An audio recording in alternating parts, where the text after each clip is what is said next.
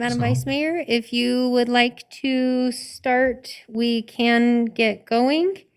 I believe Mayor is trying to join us right now. She's getting Well, why all don't of her we hold tech ended. But if you'd like, we can get started. Okay, I do not have an agenda sitting in front of me. Okay, I can get us going if you'd like. Okay, that would be great. Okay, so we will go ahead and call your meeting to order at this time. And Madam Vice Mayor, your first item is the Pledge of Allegiance. Yes, and so I know that Councilwoman Breckus would be very willing to lead us with her flag. Sure. Thank you. I pledge allegiance to the flag of the United States of America and to the republic for which it stands, one nation, under God, indivisible, with liberty and justice for all. Okay. Thank you so much. Madam Clerk, back to you for roll call. Yes, ma'am. Roll call for the special joint meeting of the Reno City Council and Redevelopment Agency Board. Breckus? Here. Stewart is absent at this time. Delgado? here. Weber?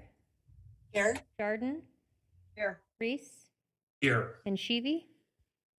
Here. Thank you, Madam Mayor and Madam Vice Mayor. With that, you do have a quorum of the Reno City Council.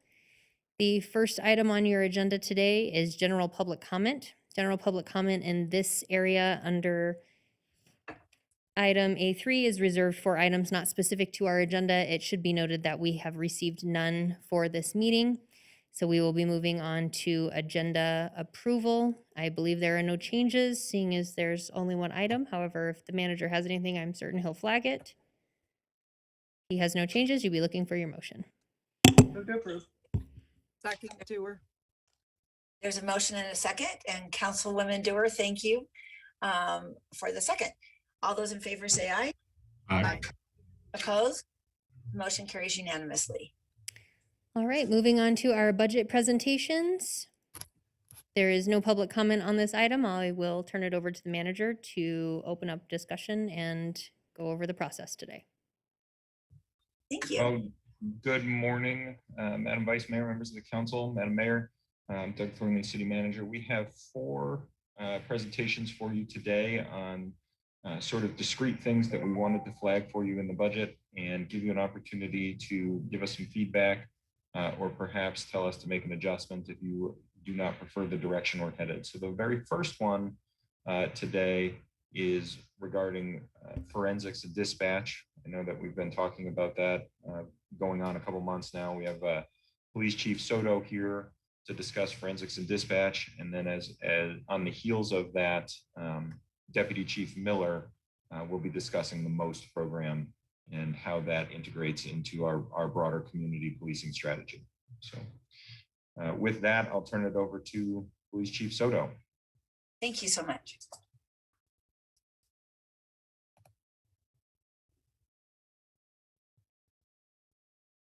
Good morning. For the record, Reno Police Chief Jason Soto, and I'm here this morning.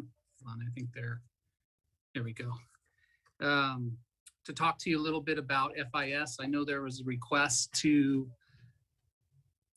inform all of you at where we're at on forensics and how this came to be. So what I did is I put together a little PowerPoint presentation to really talk about where we came from, where we're currently at today, and what options we have moving forward in terms of forensics. So to start off, in 1990, the City of Reno and Washoe County Sheriff's Office entered into a 30-year contract with the Washoe County Crime Lab for forensic services in exchange for dispatch services. So in short, Washoe County provided us with forensics, all the forensics that we need and identified through all of our calls for service. And in turn, we gave them dispatch services. In 2020, Washoe County opted to dispatch their own police units and hired a team of dispatchers, moving away from this exchange of services that we had. Now, it's important to keep in mind that 30 years ago, forensics were not nearly as advanced and as required as they are today. In the past 30 years, the demand for forensic services, because of where we're at with technology and just in science, there's just a huge demand in our field for forensics. And that could be anything from collecting evidence to taking photos to processing, blood, shell casings. Any critical incident that we have, we normally use some type of forensic services. So the cost for Washoe County, of course, went up. Now, when they opted to withdraw this MOU that we had in place for 30 years, they would be saving money or earning money by us paying them more for these types of services, since they will be providing their own dispatch. And I'll get into those specifics in a moment here. But there's other areas within our city that I think it's important for all of you elected officials to understand, where there's other areas within the city of Reno that have become much more challenging as well, in which we're in some sort of MOU or at least some sort of agreement with Washoe County, such as our homeless services or our regional services that we provide to our region, in which the city of Reno has a much bigger burden on themselves in terms of personnel and costs that we share with Washoe County, and to where it's disproportionate to where we're kind of getting the short end of the stick, so to speak. So in 2020, Washoe County opted not to renew and to assume their own dispatching. And then they gave us this bill of what it would cost them to process our FIS, which was about $2 million. That $2 million includes all the FIS employees that would collect all of the evidence, as well as the lab services. And to break that down, it's about $1.5 million for the lab services and about $500,000 in costs. So some of the things that when you see a bill that comes to us at about $2 million, I have to do my due diligence and see what it would cost us as a city of Reno to get those same services, or at least a level very close to those same type of services. And what we found is that and you saw this at the last budget meeting on some of the positions that we asked for 2 criminalists and 1 supervisor. And what those criminalists and supervisor would do would be to process all of the front end before it gets sent to the lab, all of this forensic work that needs to be done. They would do that, and we can go to the next slide here.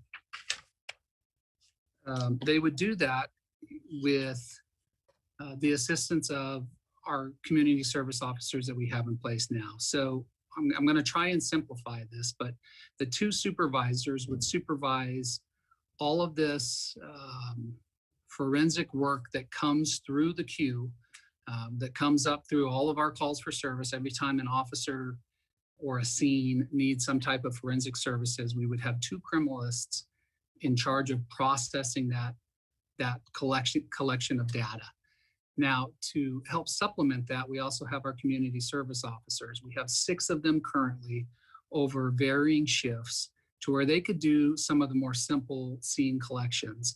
And just to give you a little bit of history on our community service officers, back 20 or so years ago, before we kind of changed their job duties, they did that type of collection and took photos, like crime scene photos.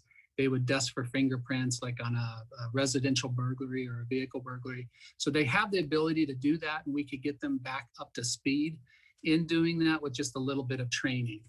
And then, of course, the 2 criminalists that we are proposing for this budget would manage all of that work that they bring up, the CSOs, and of course, the major scenes that they would go to, where they would be collecting evidence as well. And then a supervisor that oversees all of that. And that supervisor would help out in terms of prioritizing what gets processed when throughout the process. That supervisor would also have oversight of our evidence division, which right now we only have 2 full-time employees running that division. The oversight of our evidence is given to one of our civilian employees at the time, but the supervisor that we propose would have oversight of the criminalists and the evidence division, and then they would also have oversight of what evidence is brought in by CSOs. To do that, for our cost to hire those 3 positions, we came up with a number, You see the 2 criminalists there at the bottom of this slide and the 1 forensic supervisor at right about $500,000. Let me get you an exact cost, $443,000. So that $433,000 for those positions would process all of the evidence that we have coming in through all the cases that we examine and investigate for the Reno Police Department. That's just personnel wise. Then once all that is processed and we have this evidence that needs to be processed, we would have to outsource that. And you can go to the next slide. We would have to outsource that to a lab to process the work.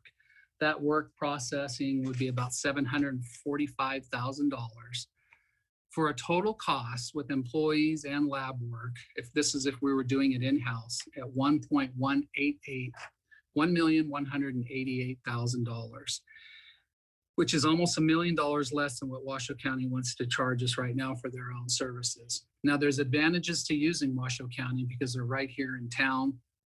According to the National Clearinghouse for Science, Technology, and Law, Nevada is the only state without a centralized evidence laboratory provided by a state office. So Washoe County in this region is the only criminal forensic laboratory in Northern Nevada. So for us to do that, to move towards our own processing of forensic investigation and lab work, we would have to hire those 3 employees. They would process the work, and then we would send that work to a lab, which is in the one that we identified is in Richmond, California, which is by the name of Siri, and they would process that work for us. There's some advantages to going with Siri that we don't necessarily have with Washoe County, and I should be clear up front too. We have a really good working relationship with Washoe County, and they have an incredible lab and they do incredible work. And when we have a necessity or we need to prioritize something, they're always usually really good at helping us, prioritize whatever that work is. But we're simply looking at the cost now. And with the cost, $2 million, that's a big hit for the city of Reno budget when we can do it for almost half of that with our own people. I think as Reno continues to grow and the city of Reno continues to incorporate what we've incorporated, and we see those calls for service rise as we have and those needs for forensic services, I think that eventually there's going to be a time where we're going to have to do this anyway, because we just process so much forensics for this region.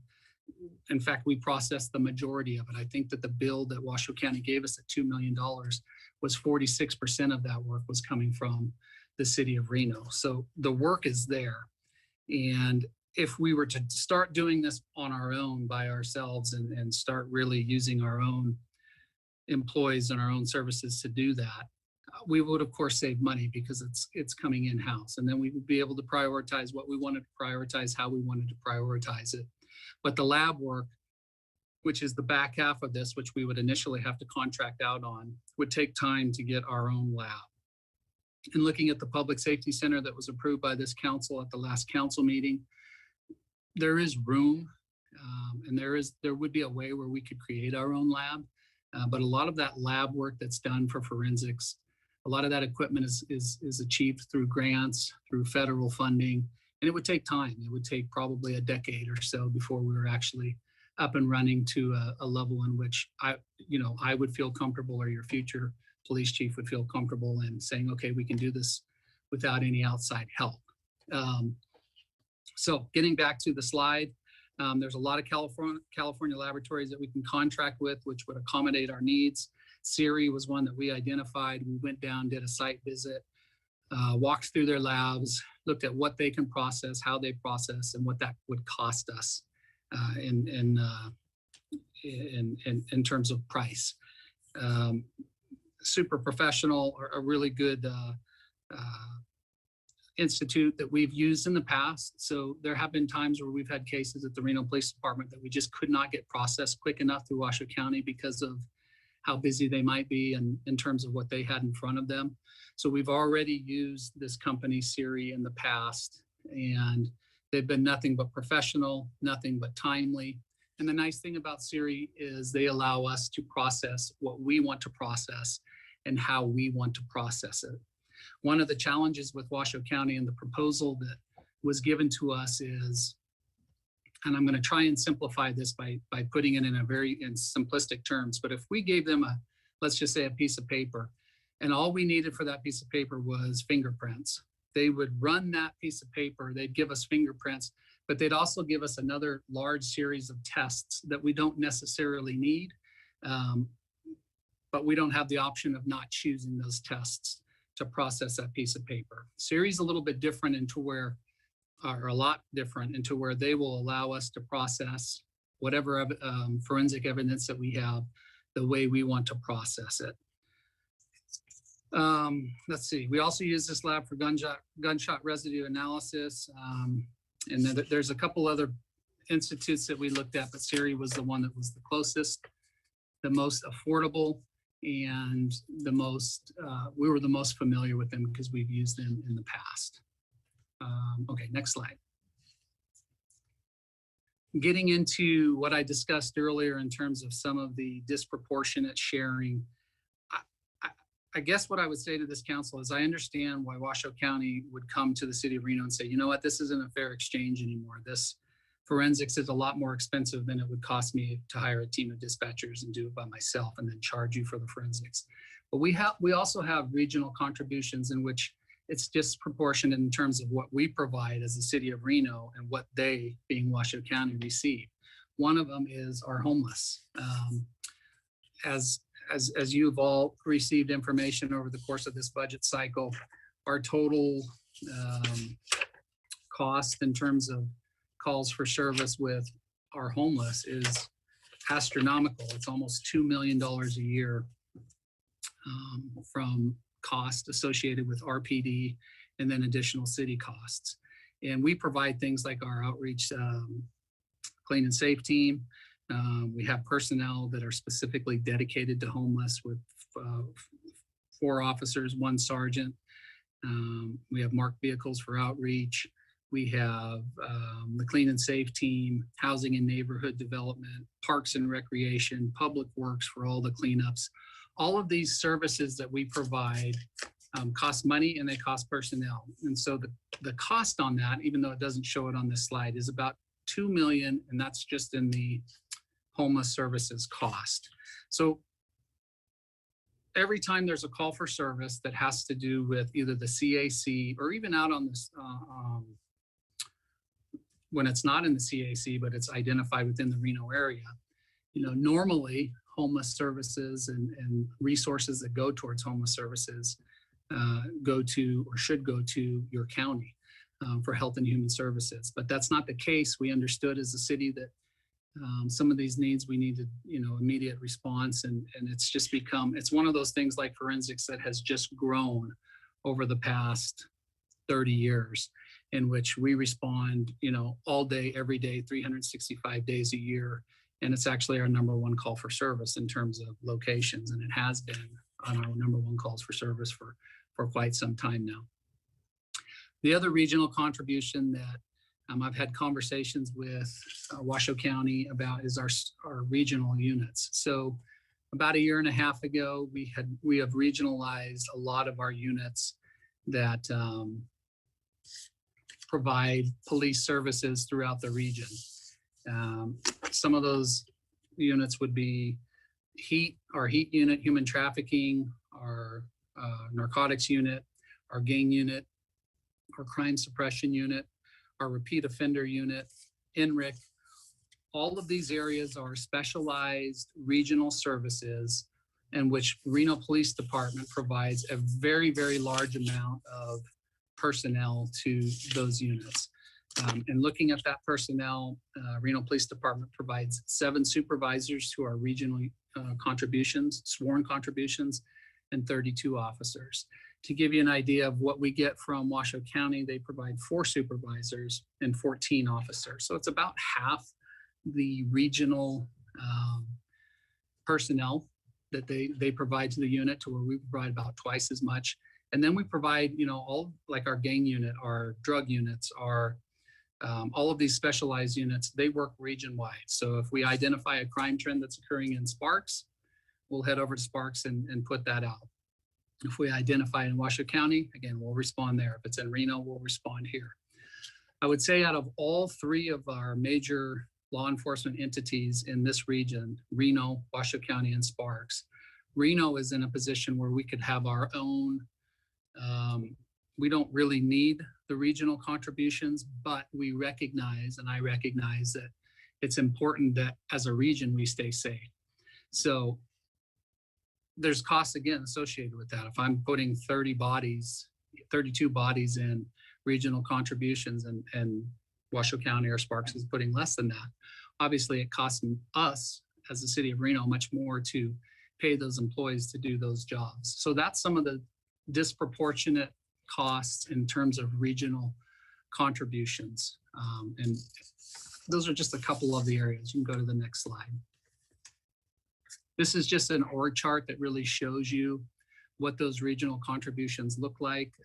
Obviously, we have a commander that oversees it. Then you have gangs, narcotics, human trafficking, street crimes, intelligence, and then Reno Emergency Dispatch. So those are all the areas where we loan our employees in simple terms to the region so that we have a safer, more livable region. And it works. It's worked very well. Again, we have a great relationship with Washoe County. We have a great relationship with the Sparks Police Department. But there is some disproportionate terms of personnel and costs associated with those personnel. Just like there is when Washoe County is talking about the cost of FIS and how much that has increased over the last 30 years. Well, so is our cost for, putting attention to our homeless challenges and our regional services that we want to provide to the entire region. So what has been proposed, just to kind of wrap all this up, is the options that we have as the city of Reno is to pay the $2 million price tag to keep things status quo, so to speak, with Washoe County. And they would provide the employees to collect the evidence, and they would process it at their own labs, and things would be as we've always known them. Or we could do a little mix of that and hire the 3 employees that have been proposed for this budget, the 2 criminalists and the 1 supervisor, which would bring that cost down to about $1.5 million if we had Washoe County process all of our forensic requests. Or your third option would be we hire the 3 employees at $443,000, and then we pay Siri to process all of that evidence at $745,000, costing us, the city of Reno, $1,188,000 to do it ourselves, and then start moving towards our own forensic services over the course of the next decade. This is something that's needed to be addressed for a long time. It's been, it's just, we've had it in front of us for quite some time, and we've recognized that the need for forensics has just gone exponentially up. And we've come up with a plan on how we would address that internally, or if council decides that they want to spend and keep things status quo, it would cost us about $2 million a year. And I am happy to take any questions. Thank you. Can you take your PowerPoint down, please? Who'd like to speak first? Okay, Councilwoman Dewar. Yeah, thanks, Jason. That was really informative. I have a couple questions. I don't have any opinions yet, but I do have some questions. So what I was wondering is if we did option 2 or 3, where we're building our own, either doing our own lab or outsourcing with the other group, what will Washoe County, how will they make up the difference? Do you think they will have to lay off people, or why do you see this going? I don't know if I would be the best person to answer that. It would probably be more the sheriff, but I would guess that they would resource out as well. They could always contract, series contracting out to law enforcement agencies on the West Coast. I'm certain that Washoe County could probably do the same thing. I don't know how much they have. It sounds like based off of the information that we got, 54% of the work that is not RPD would stay. So they would have this 46% of work that they do right now that would have to be addressed. So we're about half of their work. Correct. Okay, and then I just wondered, would we ever call on them, like on a special case? Could you see that happening? We could, and I know that our working relationship with Washoe County is such that, again, they've been nothing but professional when it comes to working with us. We have an incredible working relationship, and that we could do something like that. We could do the same thing with Siri. Again, we've done it with them before where the workload is just so high that we had to ask for some special requests. So I feel comfortable that we could do it either way. And then when would you want to stand this up? I mean, it takes a while to hire people, as you know, like good 6 months anyway, probably. We would have to really put a hustle rush on this in terms of at least getting.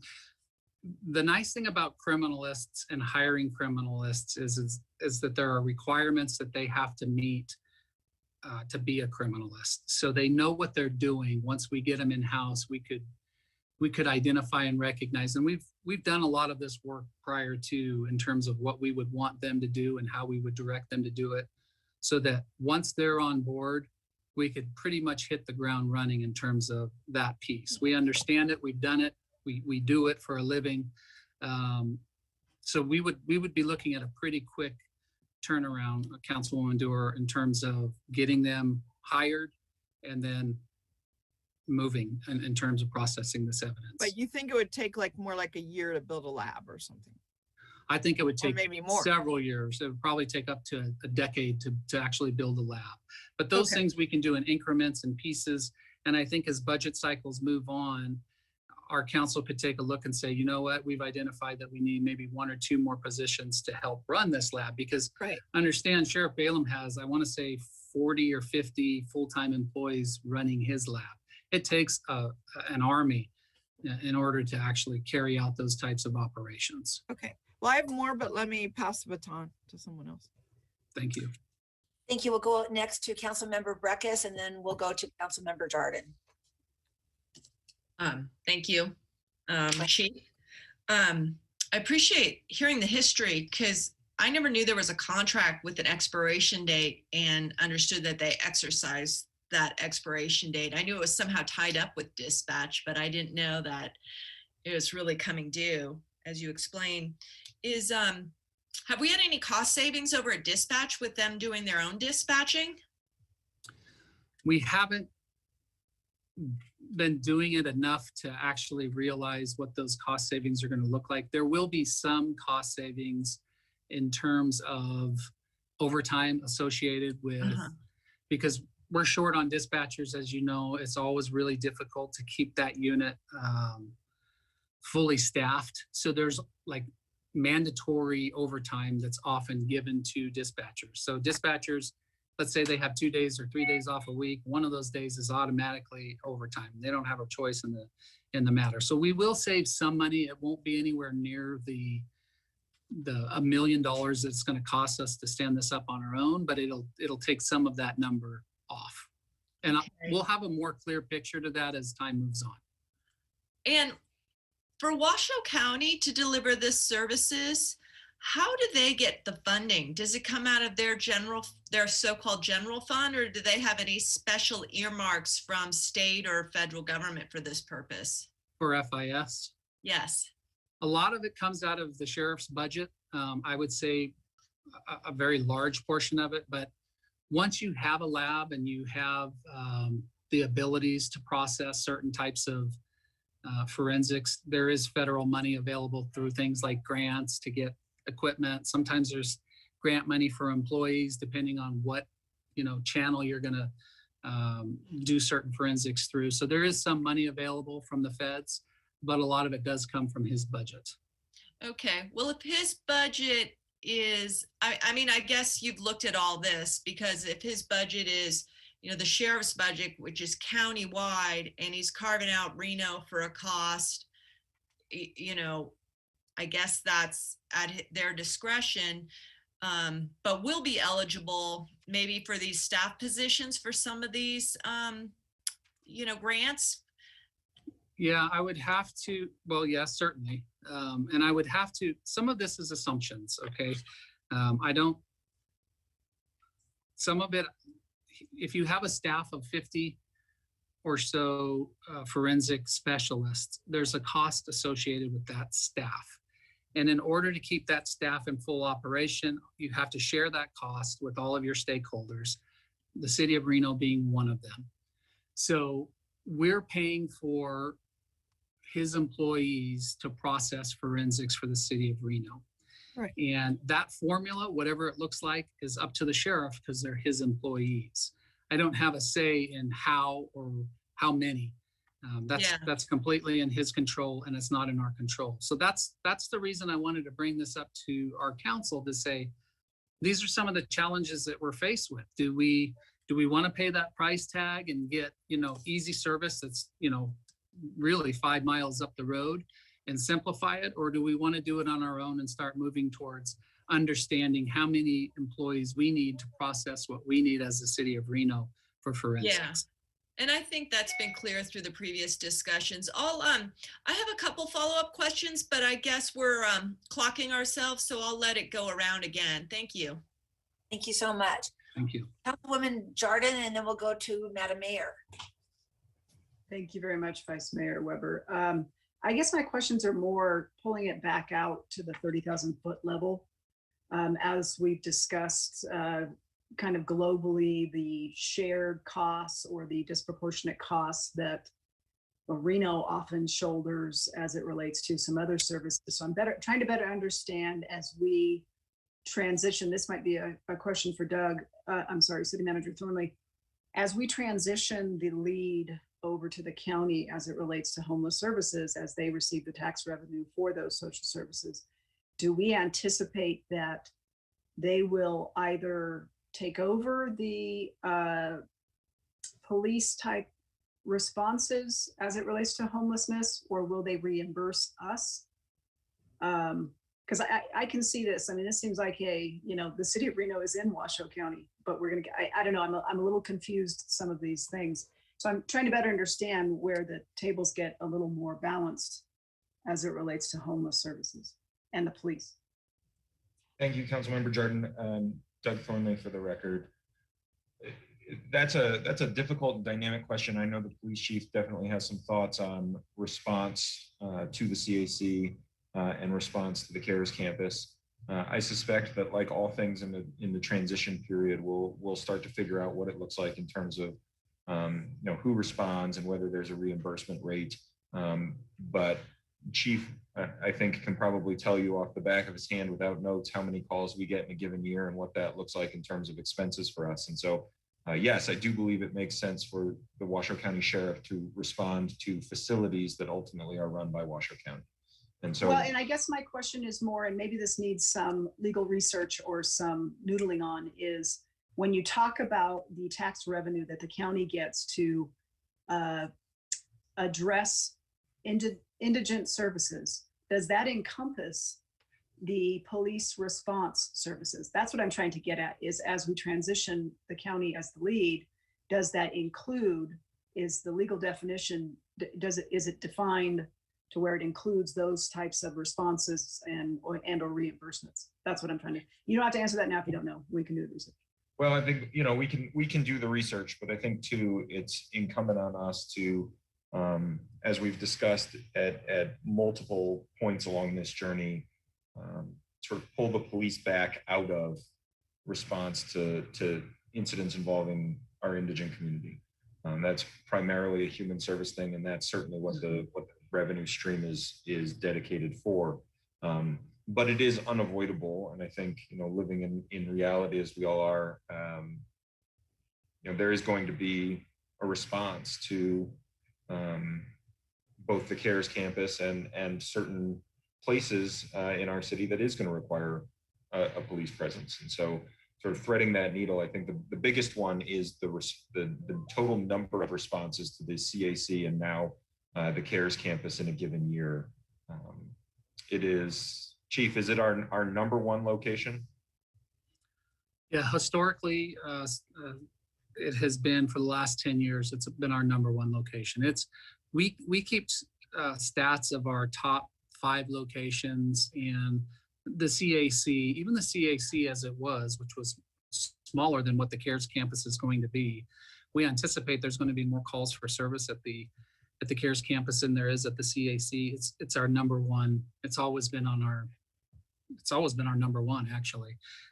One or two, sometimes we do have a couple areas that require a lot of attention, maybe in a given month, but historically for the past 15 years, it's been in our top 3 of calls for service. And just to add on a little bit to what City Manager Thornley was talking about in terms of the costs, strangely enough, we did break this down into some dollar amounts, and it's for all of our responses to the CAC and for all of our responses to all of this, these challenges associated with cleanups and things like that, it is right around $2 million, which is about the same amount that we're talking about on FIS services. So if we were to stop all of our efforts right today, let's just say we said we're not going to respond to any more of these, we would be saving it, about $2 million a year.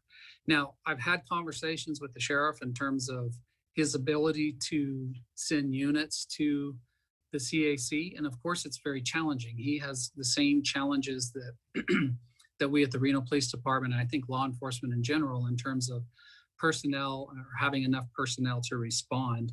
But that is a big piece of what we do, and that is the responses to the CAC, and then just responses to homeless calls in general. So we get calls from South Reno, North, East, and West, from businesses, business owners, homeowners, people that are concerned, that have to do with some type of homeless outreach. And again, when you think about our contacts that we have with our homeless population or our indigent population, that takes time, and it takes time to sit there and talk with them and get them pointed in the right direction and get them the resources that they need. We're hoping that the CARES campus will help a little bit on that with the wraparound services. But with all that time and all those resources that we provide as an agency, it's a big, big lift in terms of dollars for how much time we spend on a service that I think historically and by law would be a requirement of Washoe County. Thank you. Thank you so much. Thank you, Councilmember Jordan. Next up is Madam Mayor, and then we'll follow that with Councilmember Reese. Go ahead, right. Madam Mayor. All right, thank you, Councilman Weber. Hold on. All right, Chief Soto, and you might have addressed this. I'm sorry, I'm having sort of technical difficulties here with my volume. But question, if we do our own, I think we could streamline the process much better. Am I right? And then also help with some of those backlogs that we've seen and been problematic over the years. If we, well, not do our own per se, but I guess maybe do our own. But if we outsource it, I think the turnaround time is quicker, correct? Thank you, Madam Mayor. Yeah, it would be. It would be, because we would be prioritizing it ourselves. So Sure. right now, we collect the evidence, we process a scene, we send all that up to Washoe County. And again, they're very good at working with us on terms of the prioritization, but we would be able to skip that step because we would be able to do it ourselves. And one other area that I think is really important that I didn't really get into in-depth discussions with all of you is this supervisor that would have oversight of the 2 criminalists and the evidence collection would also have supervision over our evidence. Our evidence is a huge, huge piece of what we do in law enforcement. And it's enormous. If you ever went to our evidence warehouse and just saw how much processing goes on a daily basis, it's almost overwhelming when you see it. But to have that supervisor be able to direct that, prioritize that, bring it all together, which we've taken steps with the Public Safety Center, have it under one roof, efficiency would go, through the roof in terms of processing that evidence. Right now, we have to drive from one side of town to another because we can't keep it all in one location. There's just a lot of things that are falling into place for us to at least take a look at doing this on our own. And yes, we would be able to answer your initial question. We would be able to prioritize it the way we want to prioritize it. I think the challenge for doing it on our own initially would be getting all of that processing to the Siri company, which we've already identified how and when we're going to do that. So that would be the challenge.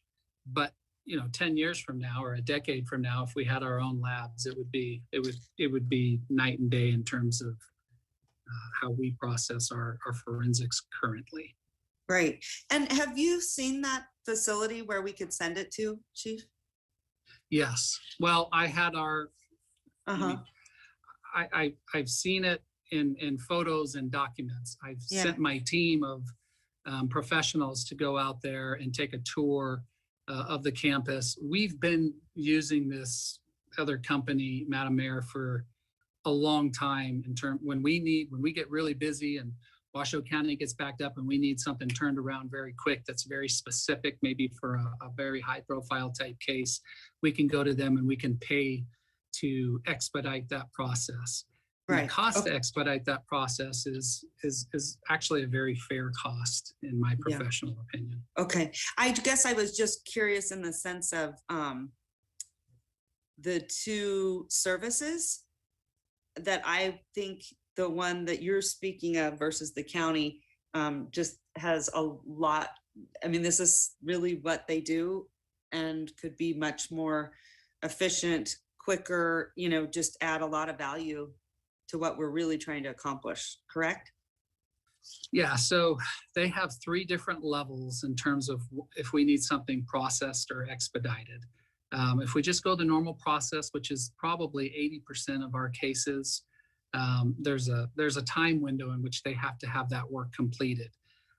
We can speed that up to 2 additional levels of expedited speed, which we don't necessarily have the ability to do with Washoe County right now. We can ask them, and again, they're usually very generous in terms of trying to prioritize these cases. But with this other company that we've researched and done work with, we can just pay to have it done if we have a high profile case where we need a really quick turnaround. Right, right. And that is as something that we don't have right now. Yeah. And as a growing city, I think we can't continue to do the same things that we've done over and over again because we've somewhat outgrown them and we are, becoming much more robust. Okay, well, thank you, Chief Soto. I really appreciate your candor. Thank you. Thank you, Madam Mayor. Next up is Councilmember Reese, followed by Councilmember Delgado. Go ahead. Thank you, Madam Vice Mayor. Chief Soto, thank you for being here. Always good to see you.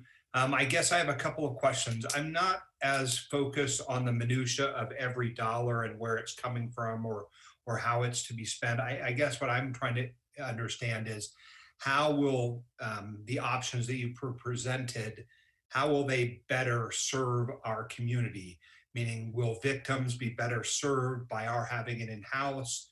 I feel like, the Madam Mayor touched on part of this about, backlogs. Obviously, I think that this relates to something that I'm very passionate about, which are cold cases. And cold cases have an enormous amount of physical evidence that is potentially able to be tested. And as new testing modalities improve, or even as forensic science changes, sometimes you're going back to those files and you're looking at things with a fresh set of eyes. Obviously, too, because of the way genetics and genetic science has advanced, we're starting to have the opportunity to create entire family mappings and different kinds of ways in which, perpetrators of violent crimes, often sexual or murderers, are able to be found even 20 and 30 years later. So I'm trying to understand, how does the options you presented, how do they move the ball forward for the victims of violent crimes in a way that is more meaningful to us as a community? Because at the end of the day, that's what we're trying to do, right? We're trying to keep people safe. You are doing a good job of keeping this community safe. And I want to sort of focus on it purely from what does it do for our community to move us forward in terms of how we keep this community safe? Okay, thank you for the question, Councilman Reese. It's an excellent question. So there's 2 pieces to this. The 2 criminalists and the supervisor of that criminalist, I think improves the service, the level of service that we can give to our community, because it is the Reno Police Department, it is the supervisors of those units that get to tell them, what they need, how they need it, and what that timeline looks like. So they understand in-house what that priority is. Right now, it's all done secondhand. So we process a case, that goes up to Washoe County. Once they receive all that information, we can make that request to them. So the delay that we have by the time it gets up there and we make that request and they help us with that request would be reduced by having it in-house, because we could do it right from the scene if we wanted to. We would do it right from the scene because we have experts right there on board. In terms of the processing of the forensics, it's very important to me in our organization that our community doesn't suffer any lack in terms of processing. We feel comfortable that the level of service that we receive from Washoe County, we could achieve through somebody else. And it would cost less than what Washoe County is providing. But as elected officials, I guess the question would be, you know, whether or not we want to keep it within our state, because Washoe County, again, is right up the road, or if we want to just look at the cost. But in terms of that end of the servicing, I think we would get the same amount of great work that we already get from Washoe County. But having those three positions, Councilman Reese, would improve our scene processing and evidence collection, because they would be in-house and they would be doing what we asked them to do when we needed them to do it. And as to cold cases, is there anything specifically or the backlog that Mayor Sheevy suggested may exist? I'm not real familiar with whether we do or do not have a backlog. Yes, I'd so like to with know cold what you're talking cases, yes, I think with cold cases, the benefit to cold cases would be we would still need to identify an employee to process those cold cases. And I know that you and I have been working on this for about 12 months now. We've had some interim fixes. You know, we've tasked some of those assignments to these large workloads that our homicide unit already has, and they've looked at some of them. And the benefit to the cold cases would be if our detectives identify something that needs to be processed that maybe we missed 20 years ago or 30 years ago, we could do that almost immediately. Thank you, Council Member Reese. Council Member Delgado, and then we will be at the end and I will like to ask my questions. So thank you. Go ahead, Council Member Delgado. Thank you, Vice Mayor. And a lot of my questions were asked by my colleagues. I appreciate. Sounds like we're a lot of us on the same page. Chief Soto, I think you've referenced a few different times, you know, that you're kind of the assumption or that, you know, this is how things are going to go. I'm pretty sure you've maybe found some best examples in terms of how this would be built out, and maybe similar cities our size in terms of how they would resource basically an out-of-state department. If we're a size of 3, basically scaling down from a size of 40 that we're utilizing at the Sheriff's Department, what that looks like, or how you kind of came up with your framework with 3 individuals. Yeah, so great question, Councilman Delgado. So the 3 employees are on the front end, and that would be the collection and the processing of that data. Now, Washoe County has a much larger division, but they have the front end and the back end. So they have the equipment and the experts to process all that information. So on the front end, we would have our 2 criminalists and the supervisor, along with our 6 CSOs. So you're right at about 10 employees to process and collect the evidence. And then we would take that evidence and have a lab process it for us out of state at a lower cost than what we've been offered by Washoe County. So that's the back end that we don't have the ability to do right now. But in the future, if the council so decided that they wanted to start moving more towards having an all-inclusive lab, there would be equipment costs. Some of that equipment cost could be picked up by grants and federal dollars. Some of it could be picked up through forfeiture dollars. And some of it you might decide you want to pick up as the city of Reno and put it in a budget item.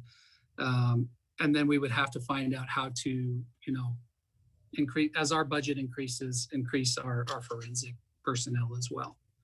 So the idea, because I think we'd all want to have our own lab in-house at some point, and that's, you said, a gradual build of about 10 years. The cost right now is about $1 million. So at some point we'd end up spending about $2 million to what their cost is, what they're ascribing now in terms of what we're paying or has to bill now. Is that correct? Yeah, The correct. efficiencies may be that to the mayor's point and other colleagues is that we'll have it in-house. We'll probably be able to prioritize our own cases, our own as we see fit, without having to look at other entities kind of placing us on what their timelines are, where we are on the list. Is that correct? Yeah, and I think that's an important point that you make. If you look at calls for service for our region, the Reno Police Department handles more calls for service than anybody else, than all of the other agencies combined. So we handle the brunt of the work in terms of how many calls for services we respond to on a yearly basis. And that number keeps growing as our population in Reno grows. So I think at some point, you're correct in that we have to look at a potential fix for that. And that would be doing our own in-house. Right now, we rely on Washoe County. Again, they've done a great job.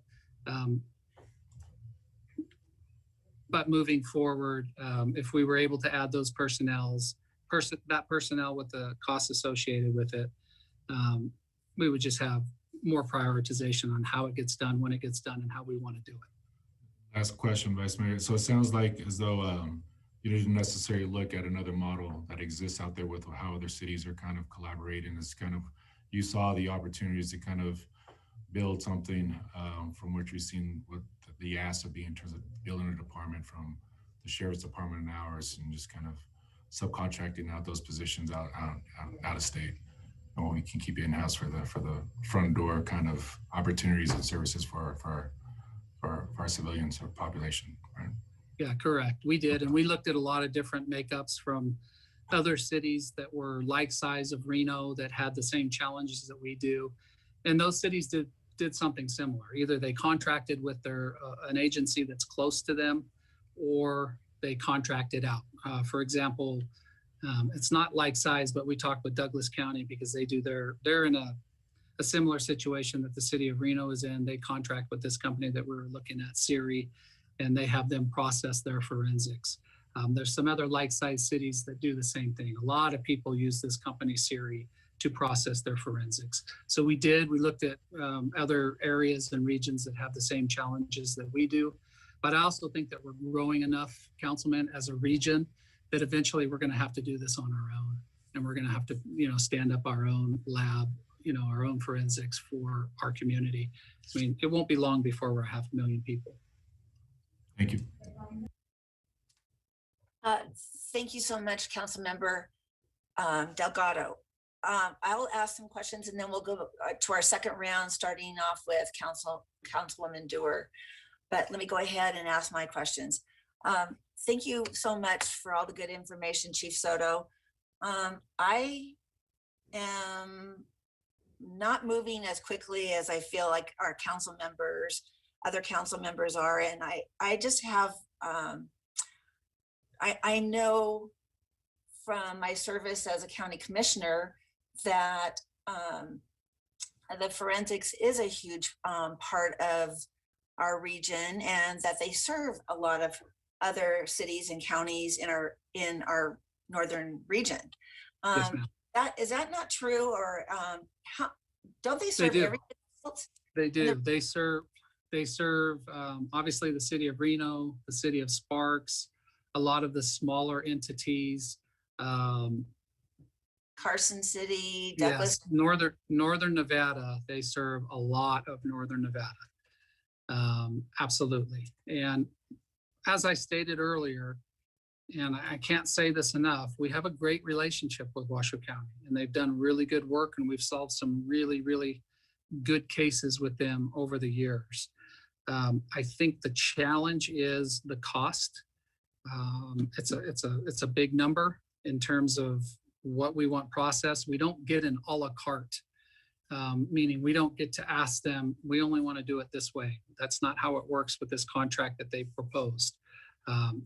It's the way that they want to process it at this point. And of course, we've been having discussions with the county manager and the sheriff as well. So can I just ask a quick question? I mean, I know that you shared that and I've heard that, but my question is have you or can you tell us more about, couldn't you hire these folks, do the collection part, and couldn't you use them for their lab? Or have we talked to them about that possibility? Yes, we can. That is one of the options, Madam Vice Mayor, that we can do. Meaning, we could hire the 3 positions at $448,000 or $443,000, and then be billed for the lab work from Washoe County. And that billing of the lab work from Washoe County would end up about 1.5. So it would cost us as a city of Reno about $1.5 million. When we reached out to Siri, the cost to do that same work was a lot less. Now, I'll leave it to the city manager in terms of whether or not he's had any further discussions with the county manager in terms of whether or not we can bring that cost down. But at this time, I didn't see any proposals that were less than that 1.5. So to answer your question, we could hire the 3 employees.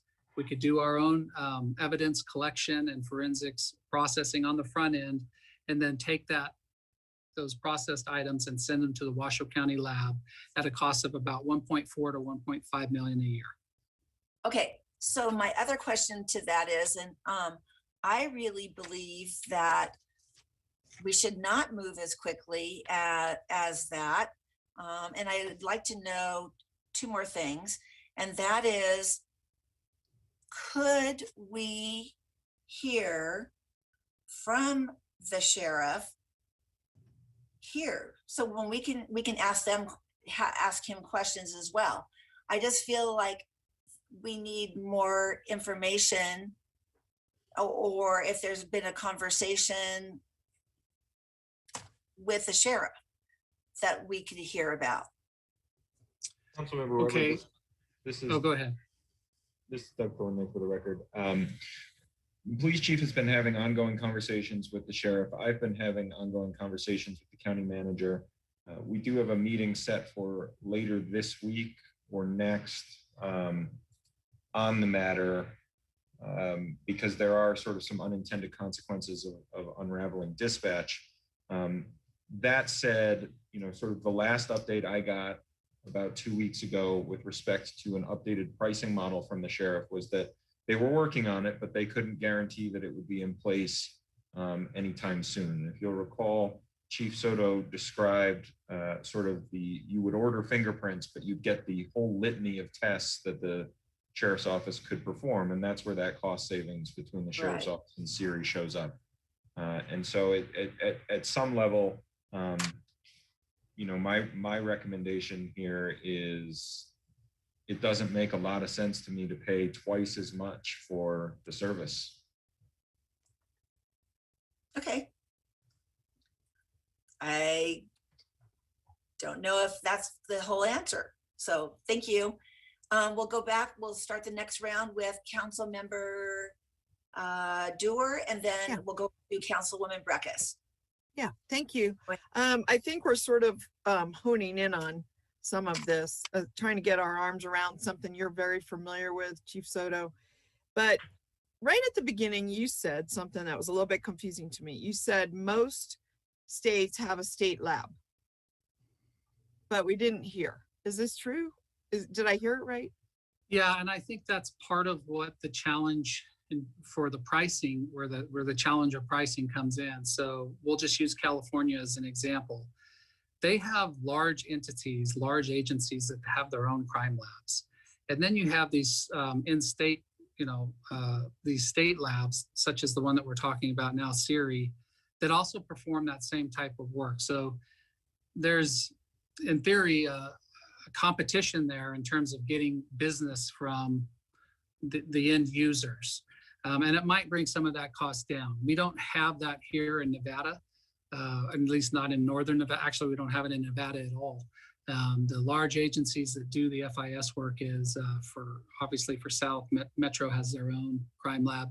And then we have Washoe County here up north. Those are our Okay. two labs that we have. So we don't have a state lab. And so you've referenced several times these unneeded tests. And I just wondered if you could just give us an example. We send for fingerprints, but we get back what? Blood type or what happens here? It's extremely complicated, but there's different processes and different tests that that large crime labs would like to run that litany of tests through. Now, they might have a good reason for doing that, meaning they don't want to leave any stone unturned. But that might not necessarily be what we need as the front end user, because we've already unturned all those stones that they're checking for. But we don't have the option of saying, no, all we want is the fingerprint. We don't need a million other samples processed that we have no interest in having processed. Okay, well, I'd like to know more about that at some time. Maybe you can just give us an example offline. And then Yes. I guess lastly, I'm a little bit confused. You said they have 40 people over there. We would hire 3, but then you also referenced we have another 3. So we would really have 6 is what I understand. Is that correct? No, we would have 3 that are proposed in the budget, the 2 criminalists and the supervisor. We have 6 community service officers, which would give us 9. Now, obviously, Washoe County has closer to 50 full-time personnel, but they also do all the lab work. So they do the front end. So if we need fingerprints or photographs or evidence collection, we call FIS. They respond to our scene, process that scene, bring that evidence back to their crime lab. They wouldn't be doing that anymore. They wouldn't be doing that Correct. anymore. Correct. Okay, We would be doing that. What might be good is to understand a little bit to Council or Vice Mayor Weber's question is, of their 40 or 50, which now I don't really know how many they have, how much of that is the lab? Is half of it the lab, 25, and the other people are criminalists, and then half Most of of it is those? the lab. Okay, Most so of it is lab, is working up at the, it just might in be the good lab. to get some apples and oranges and just understand just a touch more. I believe you. It sounds like you're looking for some cost savings and you're trying to, pare it away for stuff we don't need.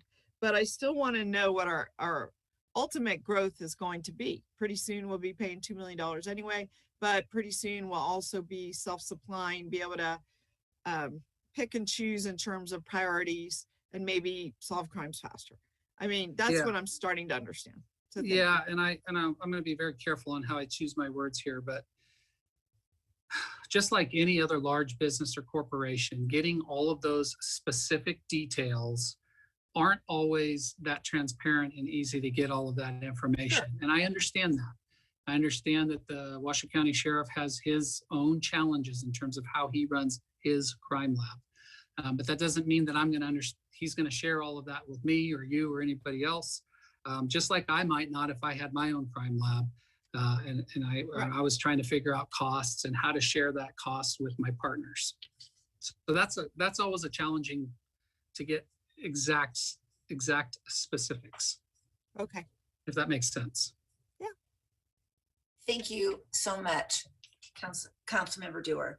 We'll go to Council Member Breckus, and then we'll go back to Councilmember Jordan.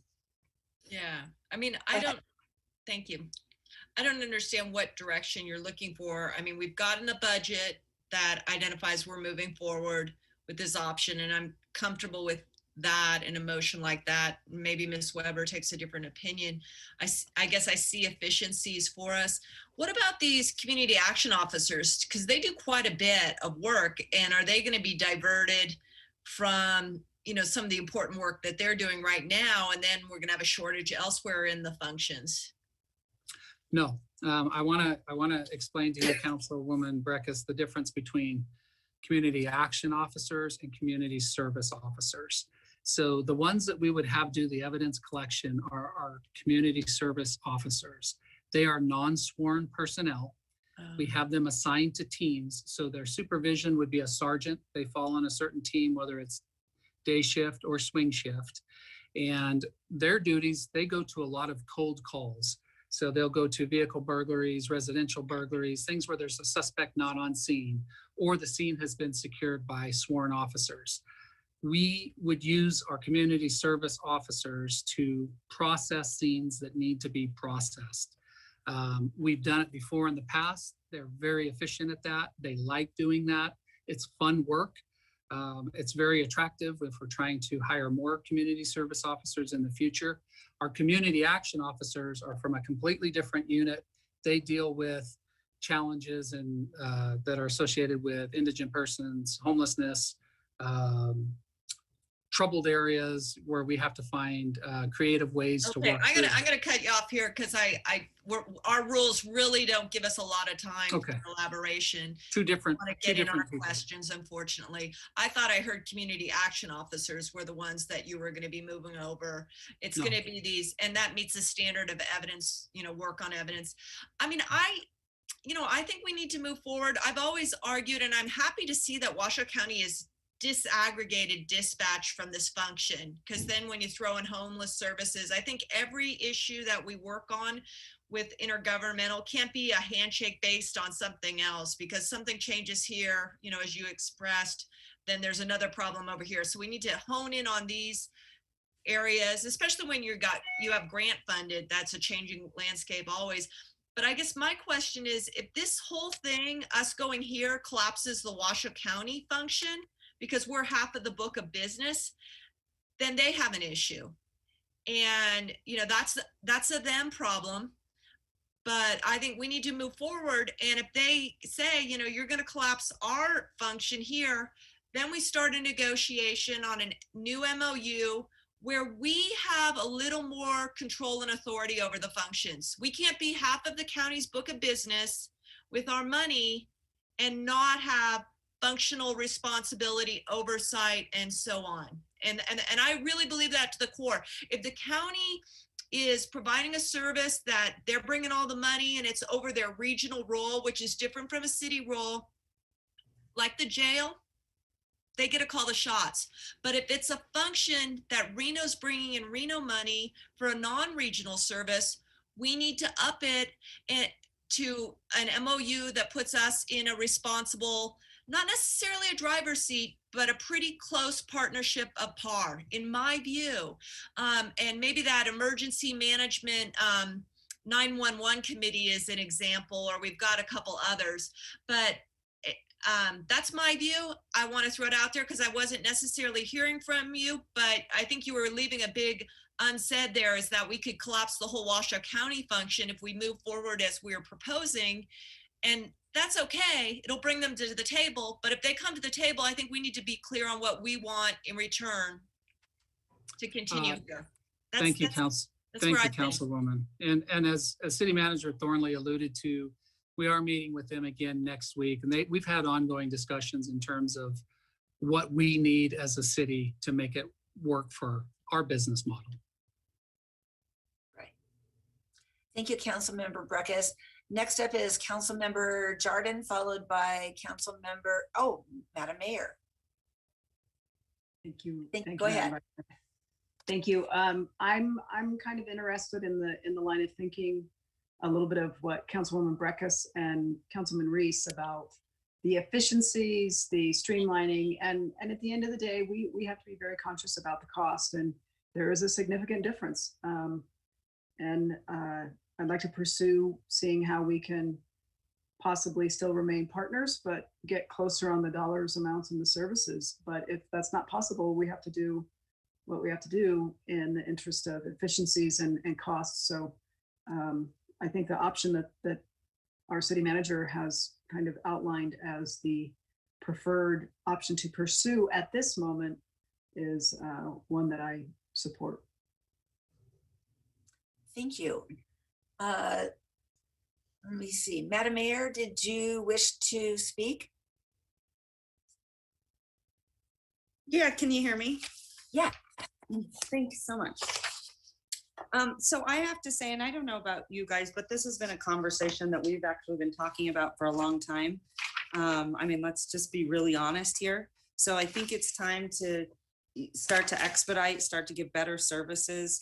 Yes, there's going to be costs associated, but again, like I keep saying, we're a growing city. I want to also be able to help our police department and our community do whatever we can to expedite some of these things and provide better services. They deserve it. And especially Councilman Reese, has talked about, some of those things are really important to him and to our community members that deserve, some answers for so long. And I kind of think in some ways, Chief Soto, this will change sort of the process, but also the success that we could possibly see with solving some of these crimes and doing it so much quicker. So if you talk about maybe in the long run, we actually might save money in the long run and stop criminals before, repeats start to happen and things like that. So I'd like us to really see what's next, city manager, because I would like us to either, if let me look on my thing. It doesn't say, oh, it does. So for possible action, or no, it doesn't. What would you like us to do, Manager Thornley? I think we've received good feedback here. We'll take it into our conversation. As Councilmember Breckus and a number of you have pointed out, we have these positions in the budget and we have this program in the budget. We just wanted to give you an opportunity in this open forum to ask the questions you had and understand why we're moving in that direction today. Okay, thank you. And I want to say thank you, Chief Soto. Great job as always. Thank you. Thank you. Next up is Councilmember Reese, followed by Councilmember Delgado. I'll be brief. I just think that Councilmember Breckus is right, as is the mayor, about moving forward. I understood there were 3 options: status quo, and then 2 kind of modified ways to do, basically moving towards hours. For my part, my only input is that the sooner we can stand up a full program and have the folks who are available to do that, the better. So I suppose that is the first option. It was option 2, I think, of the 3 that the chief mentioned. So, but good job all. Thanks. Thank you. Councilmember Delgado.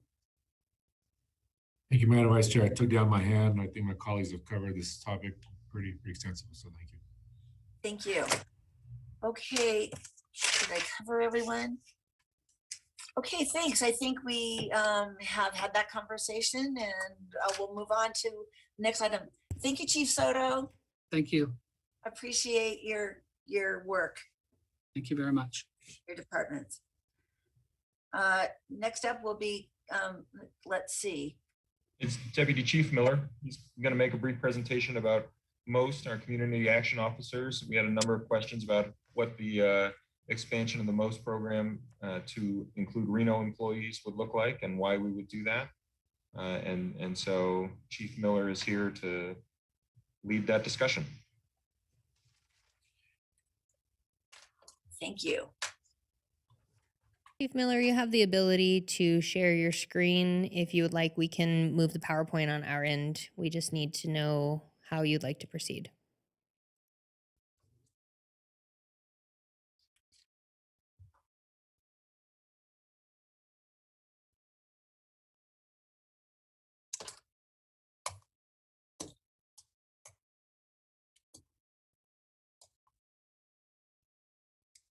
I can see that he is on and he's unmuted on our end. However, I'm not sure if he's having tech issues on his end.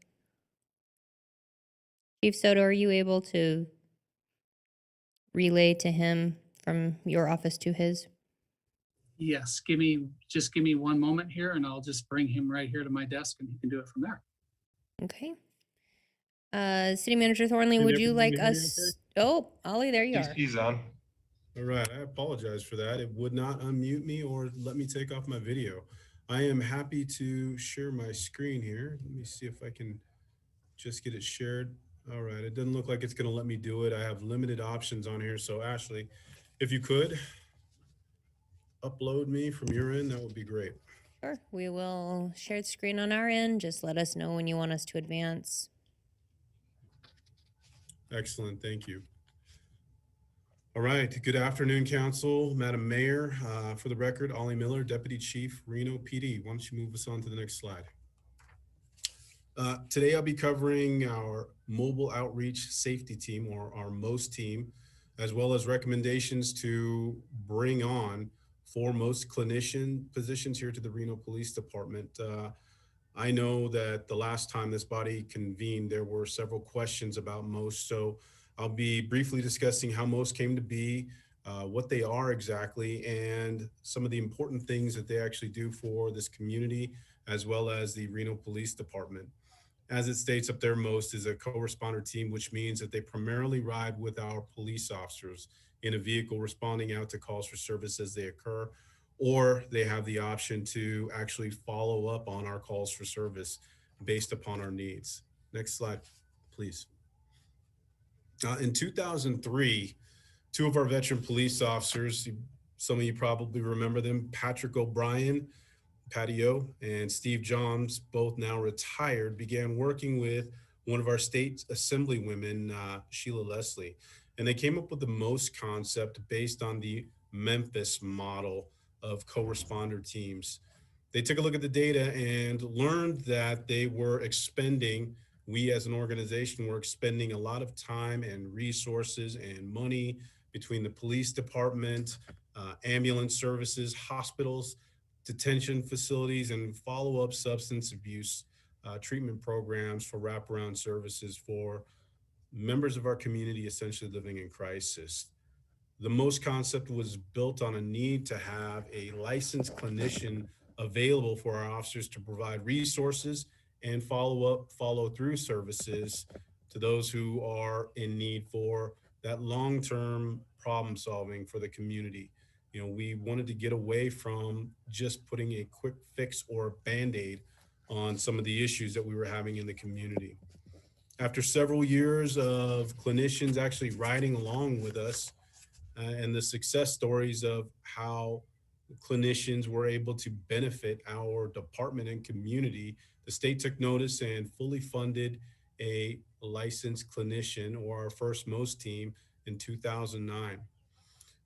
We were able to expand that program beyond anything that Memphis ever did, and really fit the program to meet the needs of this community. Based on the success of the program, our partnering agencies, Sparks, Washoe County, they took a look at what we were doing. They wanted the program, and MOST was expanded regionally here in about 2012. They hired additional clinicians for the region, primarily Sparks, unconsolidated Washoe County, as I mentioned. And in 2017, operational control of the program was shifted away from the Reno Police Department over to the Washoe County Health and Human Services. However, they are still funded through a grant through the state. Next slide, please. Just talking about what MOST does, the first bullet actually, if I could read that here, sorry, I don't have my glasses, mentions that most clinicians focus on crisis intervention. And one of the other significant things that they actually do for our department and all other departments in this region is they train our personnel in crisis intervention training. I think a lot of you have probably heard of CIT. This training includes recognizing the signs and symptoms of someone who is having a co-occurring disorder versus someone who's having trauma because they've been in a domestic assault and battery. And probably more importantly, the resources available, the resources that we can connect the community member to with regard to that trauma or that mental health disorder or substance abuse, whatever the issue might be. Homelessness, those experiencing homelessness is another big one. Our MOST clinicians easily have more than 10,000 contacts every single year. They assist our officers with anyone that has mental issues, substance abuse disorders, anyone experiencing homelessness, as I mentioned, or anyone who is traumatized for any good reason. And as law enforcement, they help us recognize those who have trauma or who are experiencing trauma. Next slide, please. So what type of calls for service do most clinicians respond to? Many of our clinicians are in the car with us. they are there responsive to the person, because we know that, oftentimes we go to a call for service and that person may not be on the same couch that they were surfing. They may not be in the same apartment, or they may not be, along the river where they once had been. So it's important for us to have that ability to help people right then and there with those services. Um, they also assist our critical incident negotiators, our hostage negotiators. I think the movies actually call them. They help us to build those psychological profiles packets on individuals who committed crimes or who are in the midst of committing crimes, such as a hostage negotiation or a barricaded suspect, or any one of these other critical incidents where we are trying to talk a person out of a building, a business, or any other area where we need them to come out and meet with the police. These clinicians have become a critical component for our officers in training, in de-escalation, and follow-up, follow-through resources. One of the big questions that have come up recently is, why do we need additional most clinicians here at the Reno Police Department? Currently, we share as a region one most supervisor, one assigned caseworker, and 4 most clinicians for the entire program for the region. This program has become so successful that there's actually a pretty high demand for this incredible asset, primarily from the Sparks Police Department and the Washoe County Sheriff's Office.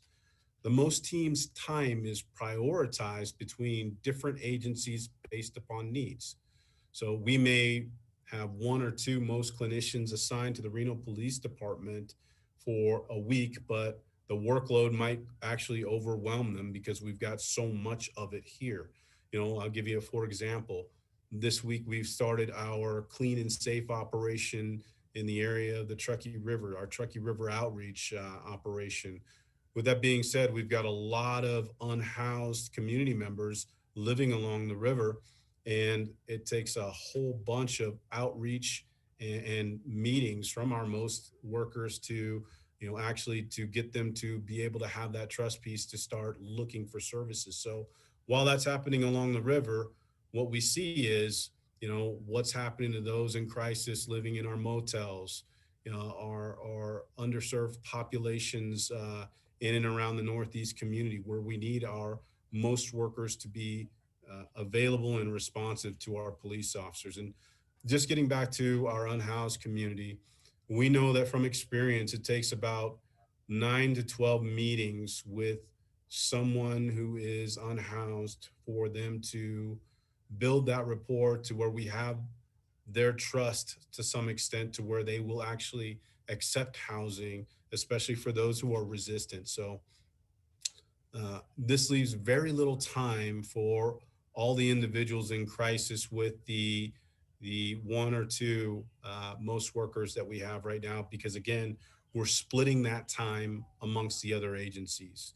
Creating an in-house mobile outreach services team or outreach safety team would also allow our department to better serve those in the community who suffer from mental health, mental illness, substance abuse, homelessness, or any other trauma related, based on the increased availability that we would have in that 7-day-a-week coverage of being able to reach out to them and apply those services. And what I mean by that is, we would have the opportunity to have most workers on swing shift, maybe flex them around the graveyard, wherever as needed, based upon the needs of this city instead of the entirety of the region. Especially with our homeless outreach, it's nearly impossible to get our unhoused population to accept some of these services without that constant opportunity to have these folks present and engaged with us. An additional 4 in-house most clinicians working in concert with the Washoe County most clinicians would be a force multiplier for us. And what I mean by that is, some of the things that sometimes fall by the wayside, like the CIT training that I was talking about, it takes a week long to commit to one of those trainings. So while most clinician is training our personnel and putting those together, that's time that he or she is off the street providing services to our community. We actually have an opportunity to expand the program into our dispatch center as well, where we would look at potentially utilizing a most team worker in concert with our dispatch center to catch and receive some of those calls for service that actually happen on the front side for folks who are in crisis, thereby eliminating or reducing the number of officers that actually need to show up and respond to calls for service like that. And I know that my goal and Chief Soto's goal certainly has been to not only educate our personnel on signs and symptoms of those who are in trauma and to bolster our ability to de-escalate with this community, but limiting our exposure to community members who are in crisis with a uniformed police officer is one of our top goals. So the most clinicians are the way that we can actually get there. The last and probably most important thing that I'll say about our officers is that they do their jobs better when we have most clinicians riding with them. What I mean by that is they learn from those incredible therapists how to de-escalate, de-escalation techniques, available resources that anyone can use. And many times these same clinicians are in the car conducting informal and sometimes formal peer support for our personnel, which makes our police officers better, which makes our agency better, and improves the culture overall of policing, which we're trying to do.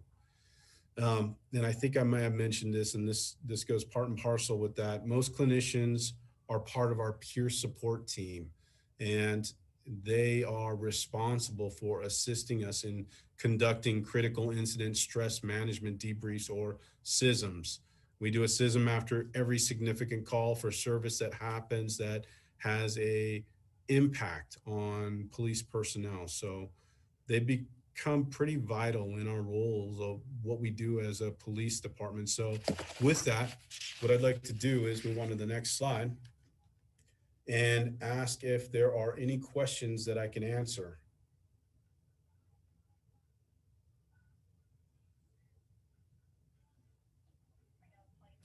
Could you take down your PowerPoint? Thank you. Thank you. So let's go with how we did the last round, and we'll start with Councilmember Dewar. I'm gonna pass and go towards the end. Okay, thank you. So then next up would be Councilmember Breckus. Thank you, Commander Miller. Was that last photo of the most, the team members? It was. That's Great. the current most team as we have them.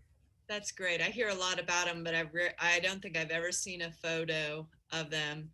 I think on the council, I've been the one maybe who's been most vocal over the years, because I voted against the VOA contract and the Interlocal for, I think, 6 years now, because I want Washoe County to be the lead. I think that's consistent with the way the money rolls down. And since we are in budget, we're talking budget.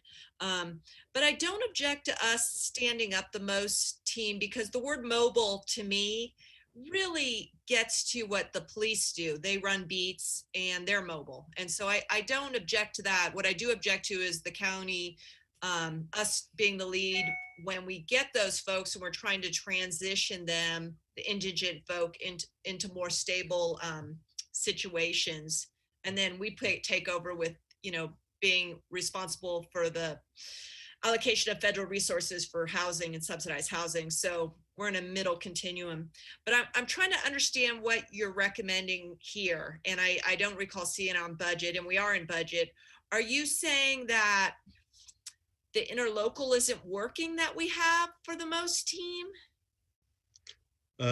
Thank you, Councilwoman Breckus. What I'm saying is that the city of Reno has grown beyond what we potentially have available for most clinicians here in the region.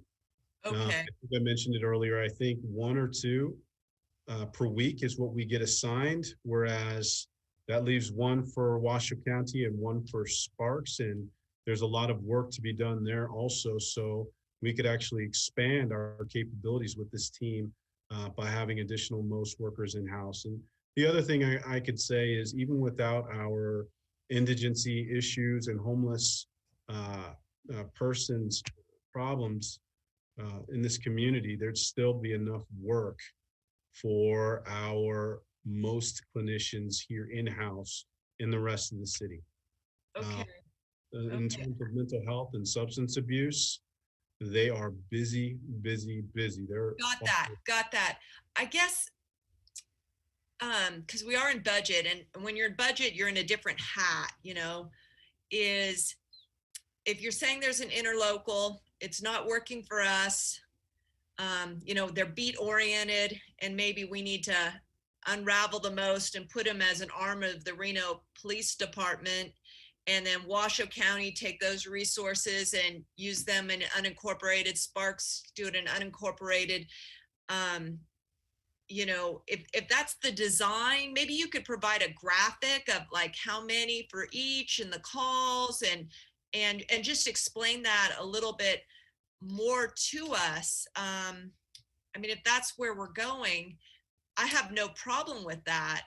The interlocal, the regionalization is just, not working. I'm really unclear. Do we have an interlocal agreement and you want to amend it or get rid of it, or, No, so I am fine with the interlocal agreement. It'd be great if the state actually funded more MOST workers to provide to the region, but I believe that we have an opportunity to bring them back, bring 4 additional MOST workers in-house, still continue to get the 1 or 2 that we get every single week from this Washoe County run team, and have them working in concert with one another. And to your point, I know that you would like to see Health and Human Services actually do more. Maybe it would be that the 1 or 2 that, we get as per the MOU with Washoe County and the state of Nevada could focus on homelessness issues, and, the 4 that we have working in-house can focus on the arenas that encompass everything else. And there will be plenty of work for them with regard to, not only their work with CIT, with the Reno Police Department, but domestic assault and battery, or anybody else in crisis that could, they could work with our police department, our police officers to help solve problems long-term for. all right. Well, thank you very much. You're very welcome. Thank you, Deputy Chief. Thank you, Councilmember Breckus. We'll go on to Councilmember Jardin. I'm just kind of going in the same, you don't have anything? Okay. Then the next up would be Madam Mayor. Yeah, thank you so much. And thank you, Officer Miller, such a good job. Really appreciate it. Kind of give us an idea, because this one is so important. I think if there's any one program that is out there, this is really, really critical, but it's so underfunded. And I guess, what are the hours now with MOST? Because I always say, mental health crises don't stop, and addiction crisis doesn't stop after 5 p.m. at night. I've been very frustrated on the state side, whenever I found out that they were going to reduce the funding. I just think that we have put mental illness on the back burner. I hate to call it mental illness. There's different terminology now, but I just feel like this is where, we continue to not really treat the root of the problem, and then we have to implement these types of services, right? And then everyone always starts to say, oh, then we don't have enough resources. We've got to make mental health a priority. And it's kind of like sometimes where we put the cart before the horse. Like, I get homelessness is a big issue, but we also have to go back to the root of what's causing the homeless issues that people see. And oftentimes it's trauma with addiction and other faceted situations with medications and things when, you know, people are schizophrenic or bipolar, or there's just all these different layers when it comes to mental health. And I think people think that if you put a roof over someone's head, then those problems go away. Right. So like, I think we have got to really take a much more holistic and systemic approach when it comes to this. But I've been super frustrated because I just think that this has to have all hands on deck, and it hasn't been a priority. I want to say thank you so much. I'm sure she's not listening, but to Senator Sheila Leslie, she was amazing in putting this together and to get the resources in our community. I've always admired her so much for her work on mental health because it's been tremendous. But what can we do? I mean, Officer Miller, like what do you think that we can do to really, that can really make a difference? I mean, you see these officers that go out, but we also need very trained and highly skilled people to understand, or otherwise we have situations that are so tragic, and they don't need to be like that. So what can we possibly do? What are you asking from us? I think this council is 150% supportive of what you need and how we can help you get there. But give us an idea of how we can help you. What are you looking for today? But also, what do you see that we really could make a difference and help you? The great comments. I appreciate that, Madam Mayor. And just to your point, I was reminded that I believe that your frustrations with regard to our most clinicians being underfunded. And to your point, Sparks Police Department is actually looking at hiring too. They recognize that, you know, it's a pretty big issue within our respective communities. So in terms of what you can do, it sounds like we are already pretty much there. Support in assisting with the funding for these 4 most clinicians that we could bring in-house to help solve problems for the long term. We all know that arresting our way or citing our way out of these issues is never going to work for the long term. And in many cases, especially with our homeless, only exacerbates or brings them further down, you know, the rabbit hole of trying to get out and to be more of a productive member of our community.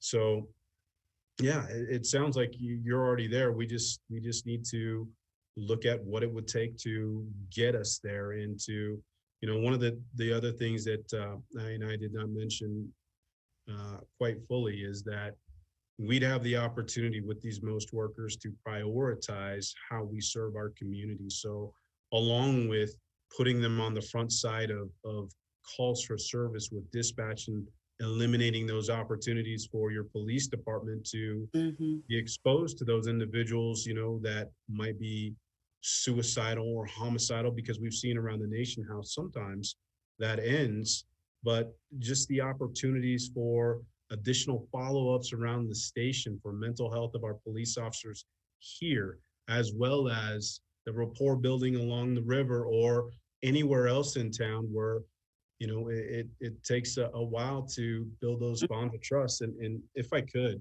I just have a, you know, success story I wanted to share real quick. And many of you might remember this. It was in the Del Webb community several years back. We had a woman that actually moved out of her home and went missing. They thought that she had moved to New York and she was a missing person there. And someone thought that she had actually been murdered. What we actually learned was that she had a person with mental health disorders move in with her before she disappeared in the Del Webb community. This individual was setting fires, graffitiing up the house, having fights with the neighbors, all kind of minuscule things, you know, setting fires in your front yard, you know, kind of disrupting the neighborhood.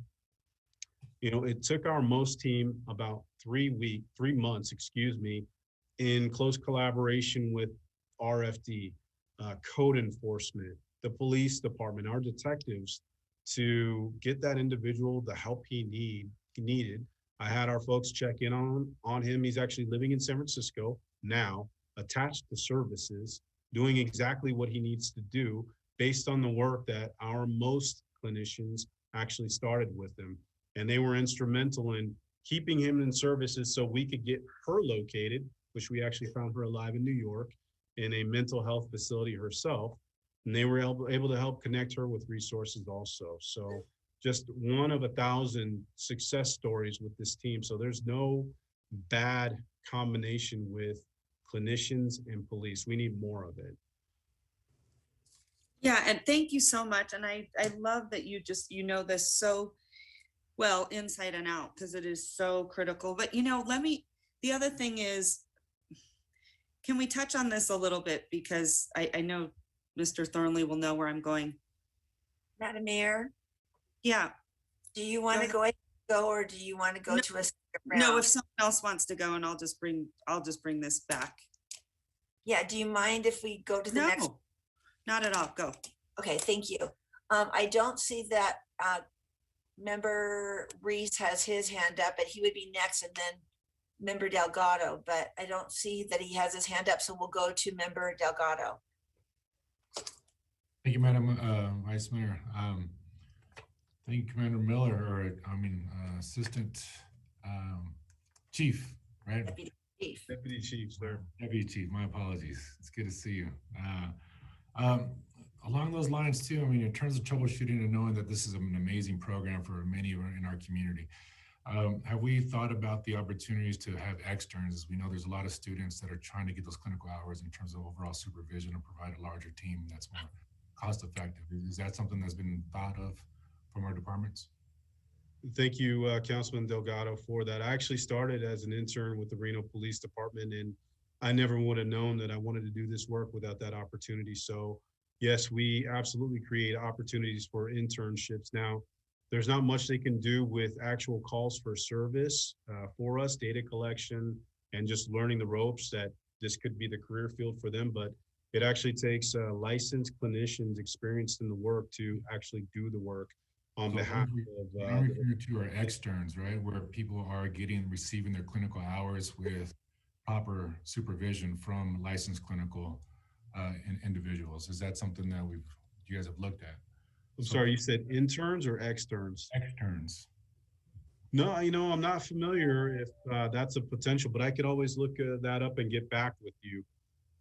But as far as I know, if they've fulfilled their clinical hours and they're licensed and experienced, then it's yes, they can help us. But if they have not and they're trying to get their feet wet doing the work, it might not be, we might not have too much opportunity for solid work for them to do with the community, but there's lots of work that they could do in concert with the people that would be working in this building should we opt to move forward with this.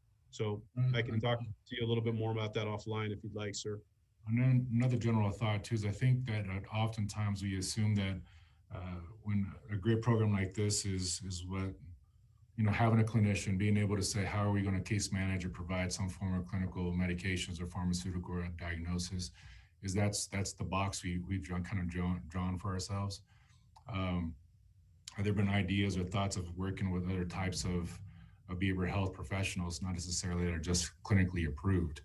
I see if this is a model that we have or the funding is behind, if that's the only way to do it, we're somewhat limiting ourselves in terms of general building out the teams that we see that's a need in our community. Those have been other opportunities that we've kind of experienced or at least kind of dove out into. For example, it may not be a clinician in terms of a social worker, right? But they've been trained to a certain extent of how to deal with stressful situations and being able to calm down or at least provide some support in terms of that fashion versus saying they got to be clinical. Have we had other opportunities in terms of also, we've talked many a times is recruiting individuals from some of those fields and maybe even counselors that aren't necessarily your clinicians, but they also reflect or directly or come from those communities that we would see a huge support in terms of those folks coming out of those cars and being able to provide that service or have that reputation already. Just general thoughts. The Moses team is unbelievable. It's great, but I also see the funding mechanism is always what hits us in the face. And so my hope is that there may be some opportunities to kind of look beyond that box and kind of say, what else can we do to achieve the goals that we want, to hopefully help with just dealing with minimizing the situation before it escalates to something else.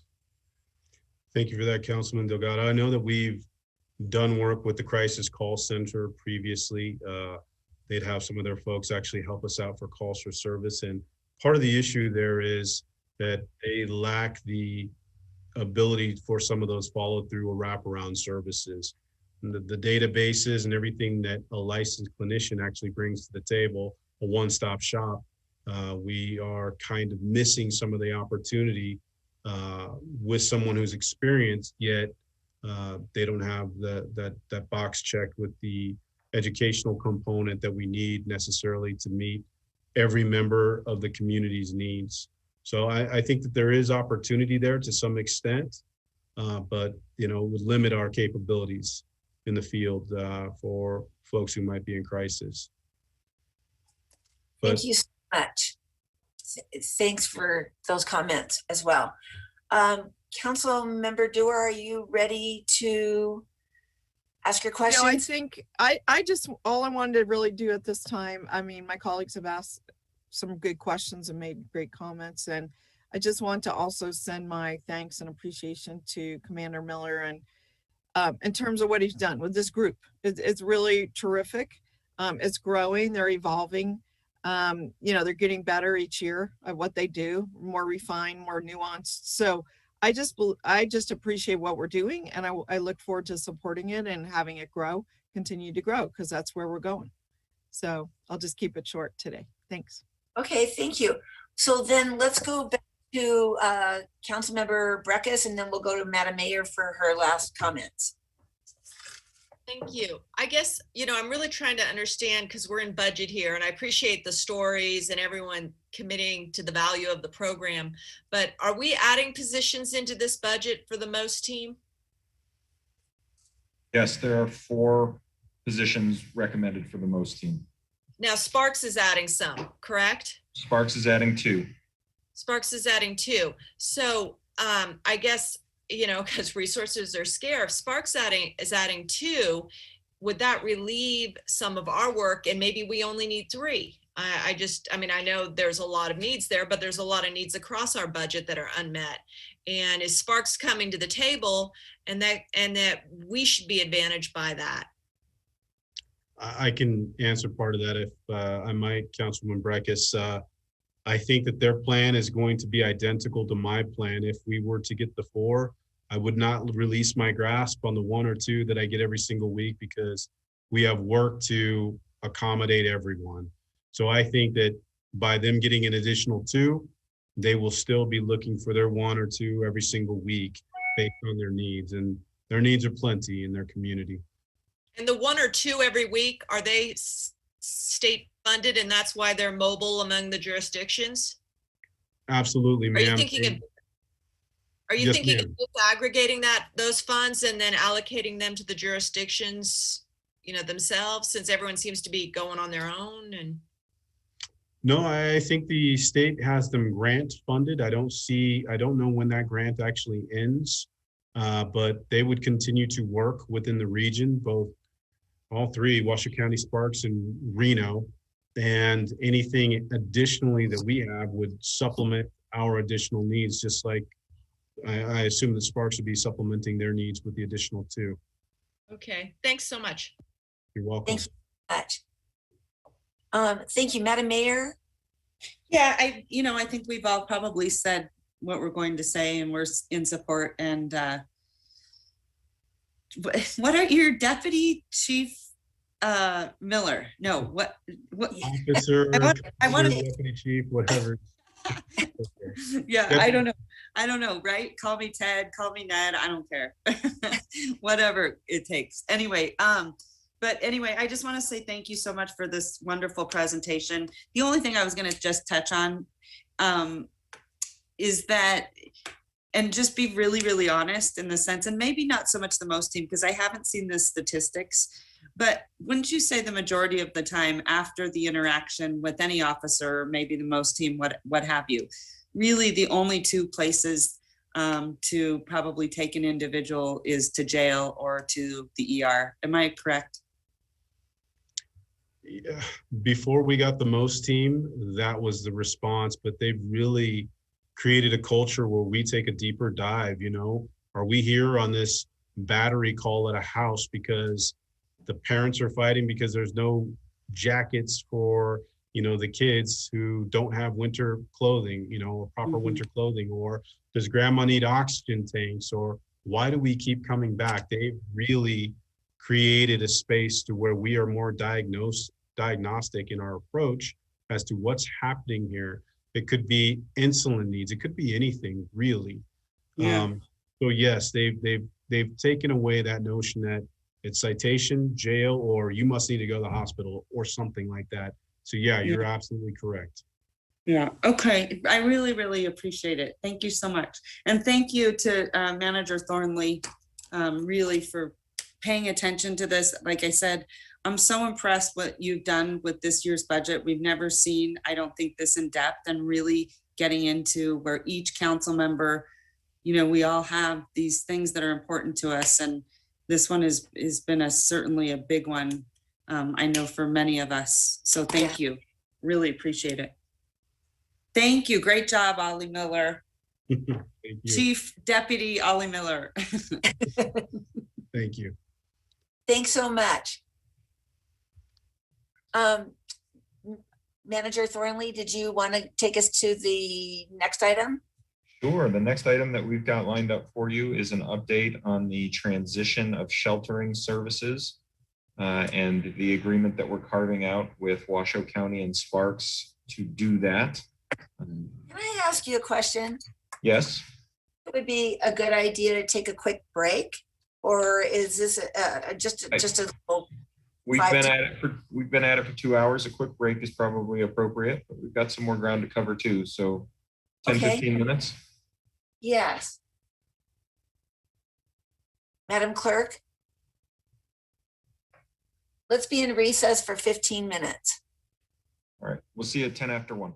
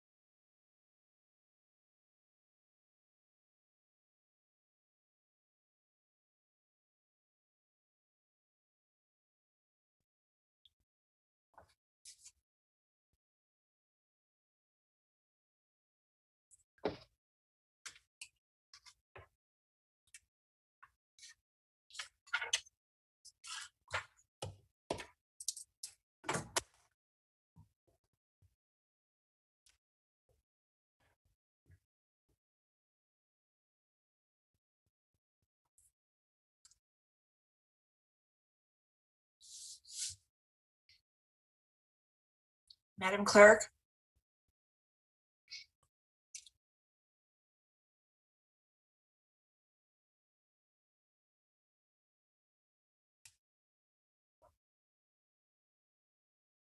Is your friendly IT guy. I am currently the only one here in chambers. I assume Ashley will be back shortly.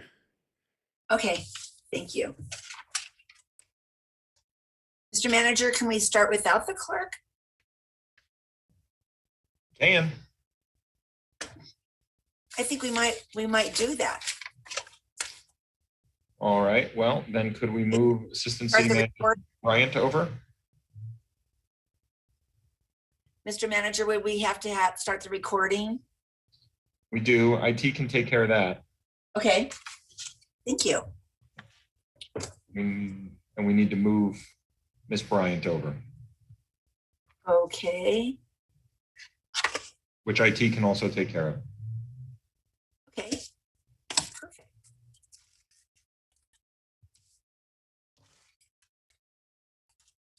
Like he's taking care of that.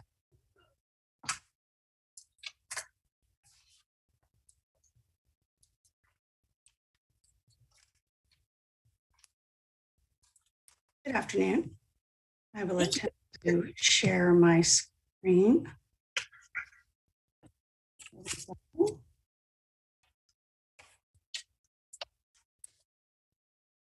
Thank you.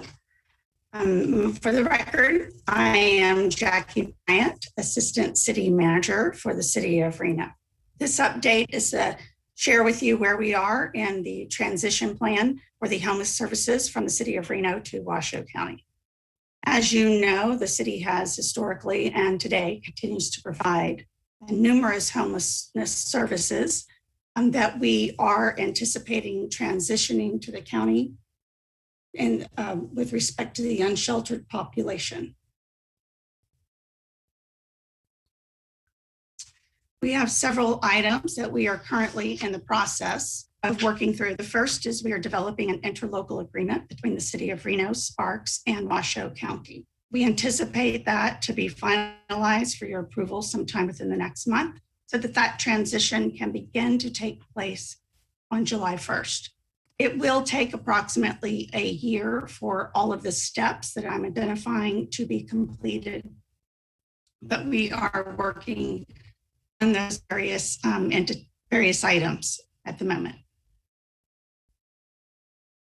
Once the CARES campus interlocal agreement has been signed, we will transfer all responsibility to Washoe County for the CARES campus. We will need to work on a VOA contract that Reno will pay for the next year. And that's in order to ensure continuity of services for the individuals that are being assisted. We will work through the process to have HUD move the continuum of care from Reno to Washoe County. And we're also identifying all of the cost savings associated with the various programs so that we can work on reallocating those funds into other priorities, which you may have already identified. Ultimately, the goal is to have Washoe County assume responsibility for all services required by NRS 428.010. And the City of Reno would then begin to develop some low cost and affordable housing opportunities in conjunction with the Reno Housing Authority. You may have heard that the median cost of a home in Reno in March was $514,000. This was up 20% from the year before. So the funds that we would be able to save by transitioning these services to Washoe County, we would be able to use in place of those services to develop the appropriate affordable housing and low income programs. Yet we would continue to provide some services, as you heard earlier, some of the most services and those identified here. So it's a short presentation, mainly to ensure that you are fully aware and continue to support the steps that we are taking in order to transition these services over to Washoe County. And with that, I'm happy to answer any questions you may have. Thank you. Great presentation. Are there questions or comments? Council members? Okay, Councilmember Jordan, start with you. Thank you very much. I think as short as that presentation was, I think the fact that we're having this presentation is pretty monumental. The fact that we have for quite some time wanted and believed that the county should and would be taking over the lead role. I think this is a big deal that this is starting to come to fruition, to transfer to the entity that has the fiscal and specialized resources to really do it. So I'm thankful that we're seeing this today. I guess my question is, between now and our June CHAB meeting, do we anticipate there'll be a little bit more of the details and the meat on the sandwich by then? I'm getting a head nod by. I do believe so.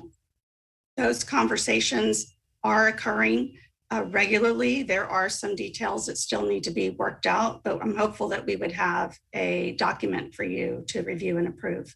And City Manager Thornley may have a more solid deadline. Okay, and the VOA contract that is under our authority and jurisdiction and expectation, correct? That is correct. And we assume that that will remain that way for the next year, and as we begin the transition process. Okay, so what we want to see happen at the Nevada Cares campus, or the processes or procedures or expectations, will be this body that lays that out. That's correct. Thank you very much.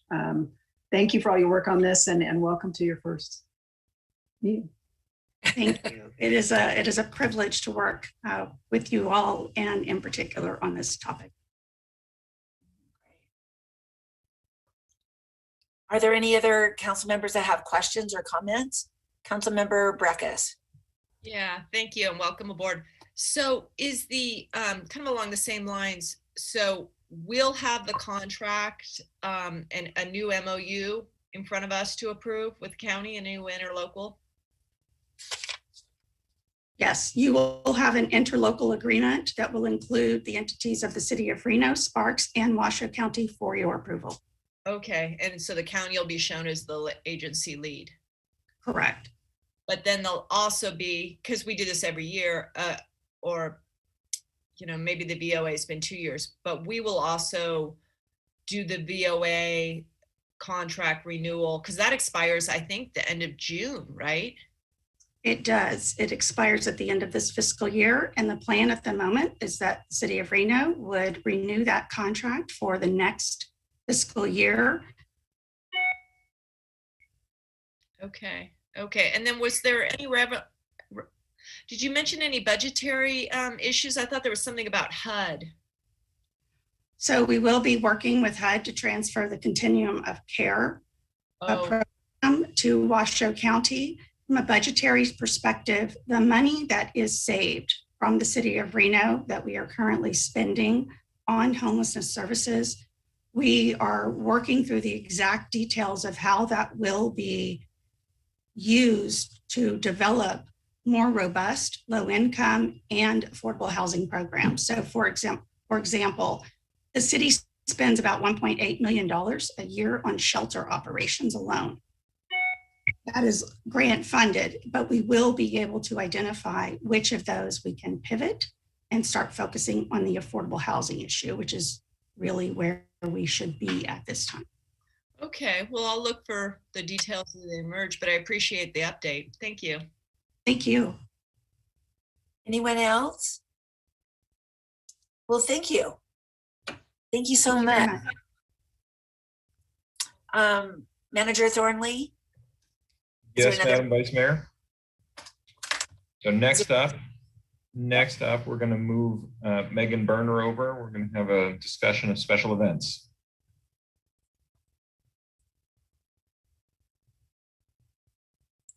Following that, you'll see Director Schroeder from Parks and Recreation, and we'll talk about the impacts of moving some of those pay scales around for our temporary employees in Parks and Rec. Okay, thank you. Good afternoon. There you are. Hi. Thank you for being here. Yeah, thank you, Mayor, City Council. Megan Berner, Acting Manager of Arts, Culture, and Events. For the record, I'm going to share my screen.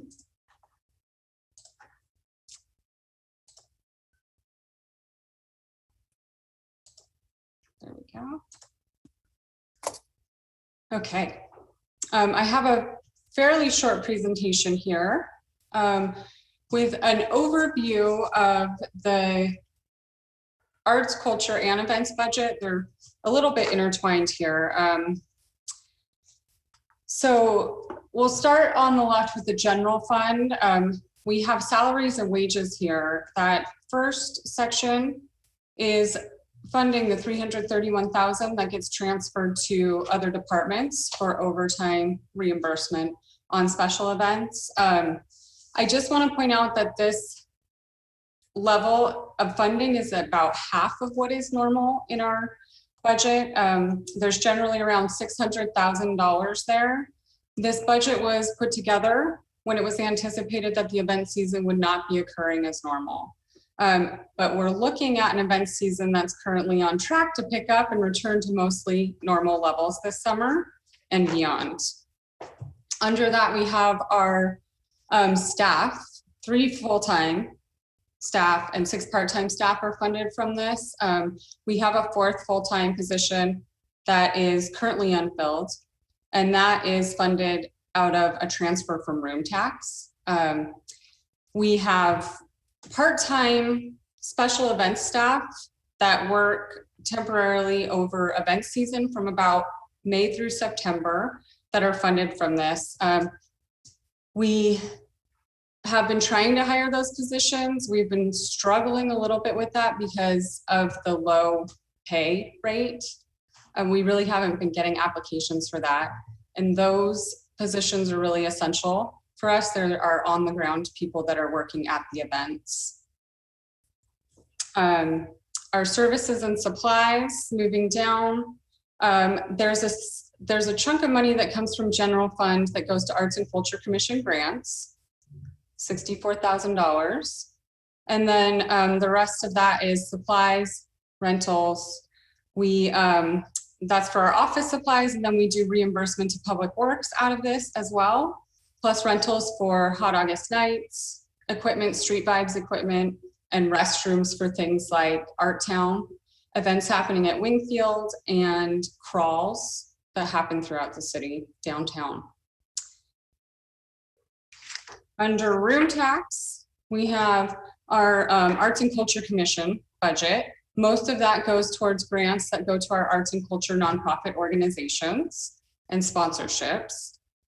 And then we have a little bit of funding beyond that we use to program the galleries in City Hall and at McKinley and match things like National Endowment for the Arts grants and other admin. Art in public places, that's our 2% for CIP, Public Art Fund. We get a $50,000 allocation every year for that. And that is earmarked specifically for public art projects.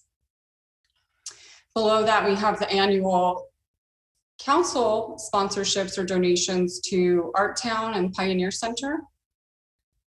And then special event support. And this is the staff position that I mentioned. It goes back into general fund to support that. And then our special event in-kind sponsorships at $350,000. And normally at this point in the year, we've already opened applications for special event in-kind sponsorship and reviewed those applications and are ready to allocate funding. We have not done that yet this year because of the uncertainty in the room tax fund and where we would be at with that. So I just wanted to give you an overview of the sort of immediate future of special events and what we're looking at. Most of the large events are set to go. Some people have pushed them back a little bit. So events that might normally happen in June or July are happening in August, September, but they are still happening. These are just the events that we have applications for already or have heard from promoters with their intent to move forward. So there's quite a few already for June and July. Looking at August, September, October, we don't have quite as many, but we expect that to change just based on the amount of applications that we're receiving every day for these.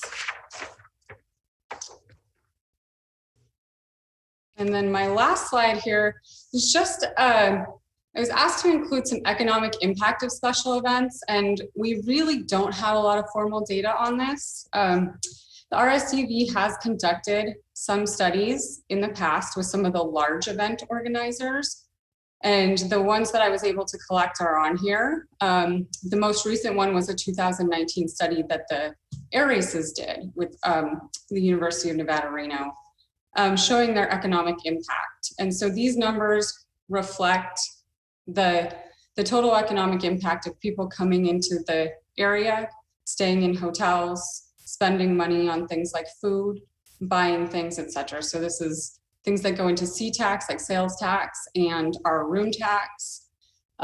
These don't include things like the number of employees that are paid from the organizations that put on these events, and things like that.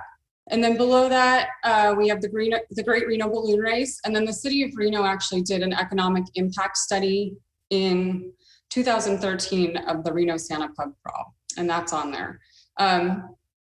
Other data that we have are from arts organizations from our Arts and Economic Prosperity study that we did with Americans for the Arts in 2016. That really looked at what our return on investment for the grants that we give to arts and culture organization goes. So some of those aren't necessarily special events, but they are events and programming happening in the city, such as things at Pioneer Center. And we found from that based on the approximately $200,000 that we give to our arts organizations, we get back $7.9 million in impact in Washoe County. And these are all numbers for Washoe County, not just the city. So that's what I have. I'd be happy to answer any questions that you have. Thank you so much. And we may need to look at the slides, but thank you. Yeah, so I much. can bring them back up if you need them. Thank you. Councilmember Jordan. Thank you very much. And for the other council members that Councilmember Breckus and Weber and I sit on the special events subcommittee, and we brought this to you so that we could have a kind of a global discussion about where we wanted to head as a city as it related to special events. Because if you'll recall, last year we had discussed having the RSCVA play a larger role in the management and the funding of special events. And I'm not sure that that has gone anywhere, but we needed to kind of discuss how we wanted to move forward. We were kind of hopeful we would have more opportunity to discuss this at our strategic planning meetings. We just ran out of time. And so we were bringing it here to just have a global discussion about how we want to move forward. I will tell you at every meeting that I have chaired, we make it crystal clear to the promoters that if they're moving forward, move forward with the assumption that you're not getting any support from the city of Reno. And if you do, that's great. But I also know that some of these events build their budgets around some level of support from the city, and we were just not certain what all the other council members feel. I know coming out of a pandemic may change that a little bit. Do we want to get more aggressive in supporting particularly local-based events to bring people back downtown to frequent our businesses? I don't know. That's just, and Councilmember Breckus and Weber might want to chime in here, but that's why this is on here, is to kind of get some feedback from you all. Thank you for sharing that, Councilmember Jordan. And we'll go next to Councilmember Breckus. Yeah, I think I'm the newbie, even though I'm as senior as anyone on the council on the special events subcommittee. And I think this is my third year. And I wanted to get on because a lot of the events are concentrated in Ward 1. And so it's been very helpful to me. I really am at a point of wanting to reimagine this budget function to some way. And I'll tell you how I see it. I'd like to look within this fund and be able to allocate greater discretionary to the council members to decide if they want to support these events or not on an individual basis. I think that's how, one, you break the dependence on the city and let the council members identify and see the value that they see. A lot of the council colleagues, you know, we're at the end of the year, grant a lot of money to nonprofits. And that, I think we're written up that you have to go to a nonprofit to get some of the funds. Some of these I know are for-profit organizations, but I think most are nonprofit. Or entirely, if the council members can go up to, say, $100,000 discretionary, they can decide that they want to do something like beautification and banners in a business district to enliven that rather than a special event. Enliven an area or a park, a substantial neighborhood park refresh that can do some placemaking. I feel that sometimes all this money is going downtown and into the urban core more, and we're not really focusing on some of the energy that I think a maturing, spreading out city needs to do and focus beyond. Although I'm a big advocate on the core, I think we pass forward. I think we have a lot of energy in the core. And I think with the council members being able to take more money into their wards and districts, they can help move some of the activity levels that we see special events doing to enliven areas. So I don't know, I could probably identify $700,000 in this budget that I would pivot off of special events and allow each council member then to have that much more in discretionary to decide if they want to individually be in the event sponsorship business or use it for other ward needs. Because I think we're short. I think we're too short on discretionary for the council members. Thank you.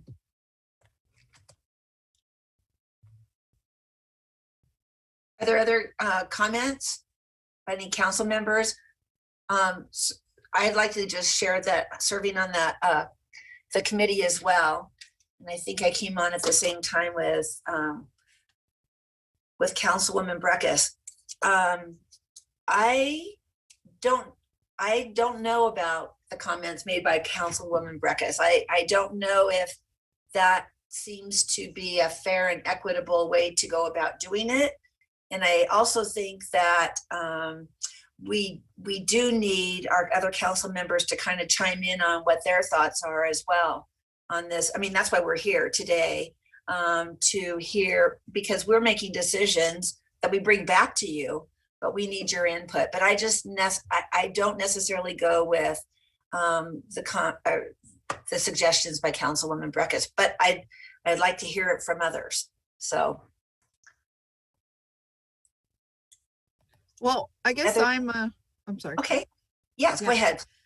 I'm a little bit confused. So we have the events budget that you've laid out. You told us that we were looking for RCVA to pitch in.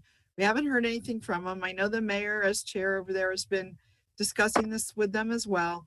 So I guess I'm not sure. Are we talking about kind of changing the way that we do events, or is this just one council member, or are you, the other members of the group too, looking at some innovative ways to do this, or where are you guys going? Well, I think, Councilmember Dewar, I think at this juncture in the budgeting process, we need to get into the next fiscal year and identify opportunities for either other entities to take the lead in this process, or to evaluate, the option of making these funds more discretionary and more under the control of the individual members.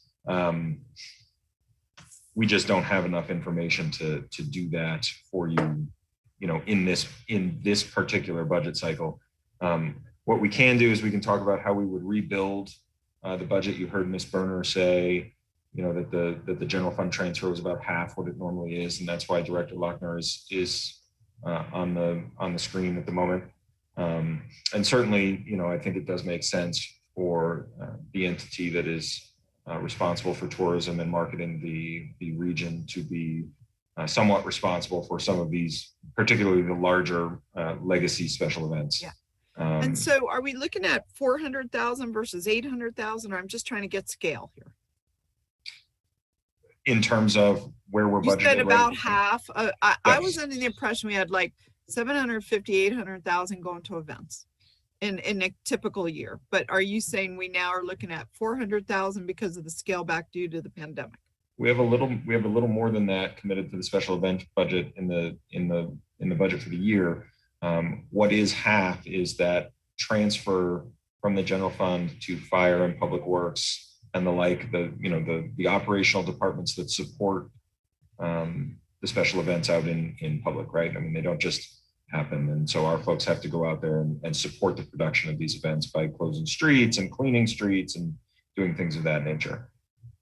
Right, but I'm just still looking for a number. Is it like, maybe Megan knows this, is it like 400,000 or what could you just give a scale here? So, well, it is a little bit more complicated than that, but the amount in the transfer is almost 300,000 less than what it would normally be. There's still 350,000 allocated in room tax for in-kind sponsorship right now. And then there's a little bit of other funding that we do transfer or use for rentals that are in our supplies and services budget. Okay, but here's my challenge. Telling me that it's 300,000 less doesn't tell me still what is the number that we're talking about. Why don't we put that slide up again? And Yeah.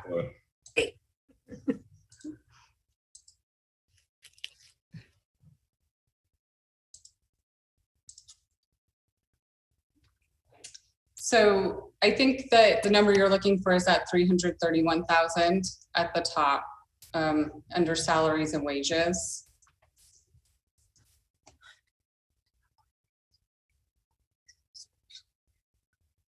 I was actually looking for the total, frankly. Okay. So you're saying right now, 1.1 million from general fund, and room tax has about another million.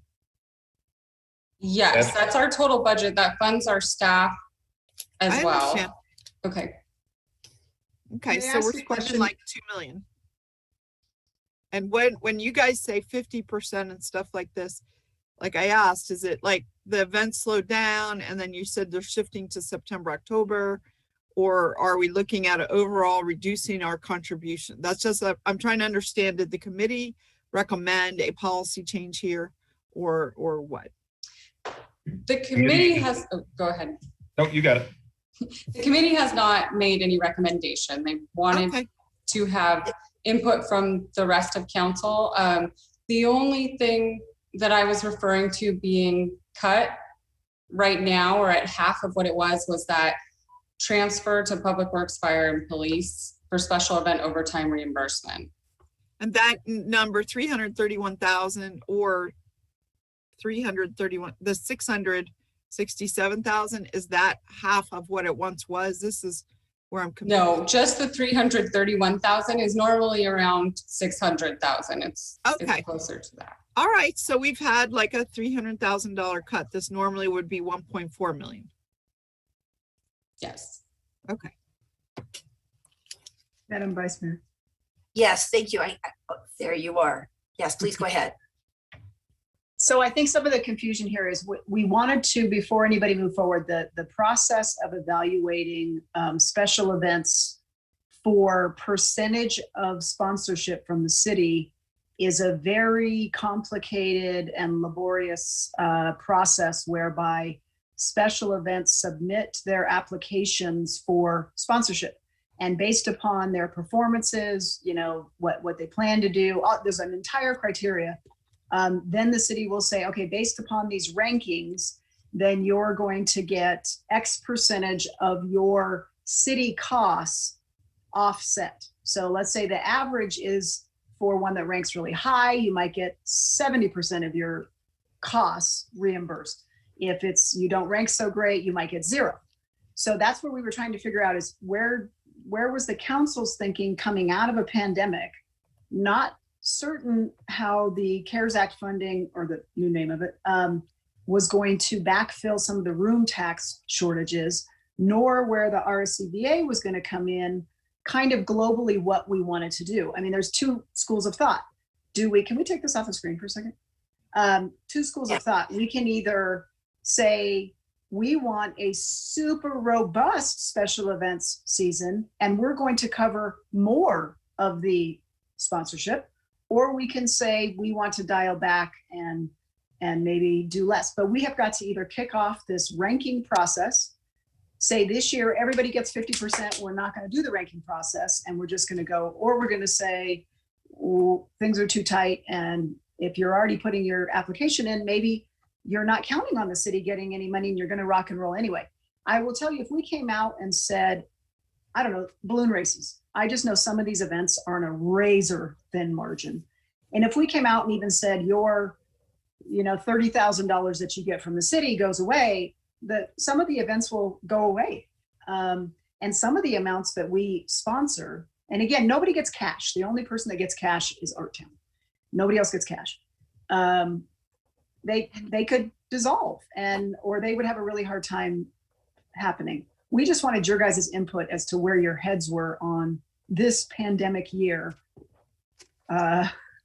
with regards to special events. I don't know that we have time to rebuild the plane, to be honest. We have got to get these special events either going or not going. And we just need some feedback as to where you all are thinking, what you all are One thinking. question for me, I had read offline here that our room tax was not as tough hit as expected.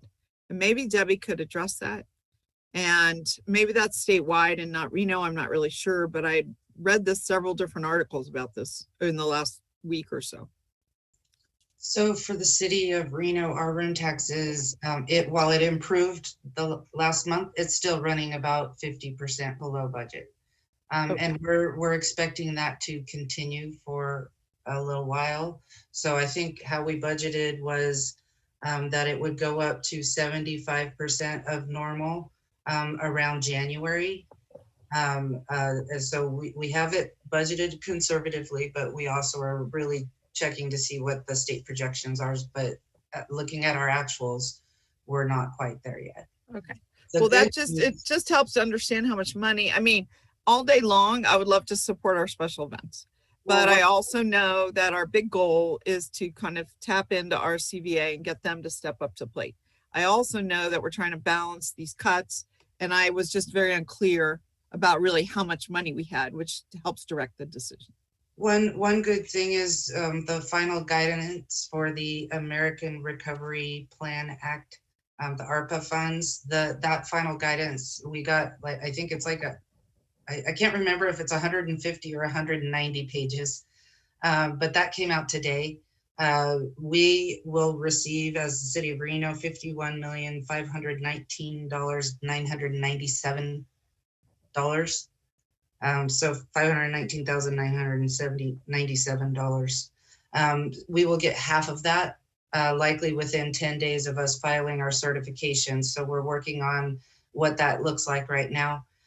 So part of that act does allow us to replace revenue, which will allow us, so while we have to budget where we are now, we likely can replace our revenue and then have a different discussion in a couple months.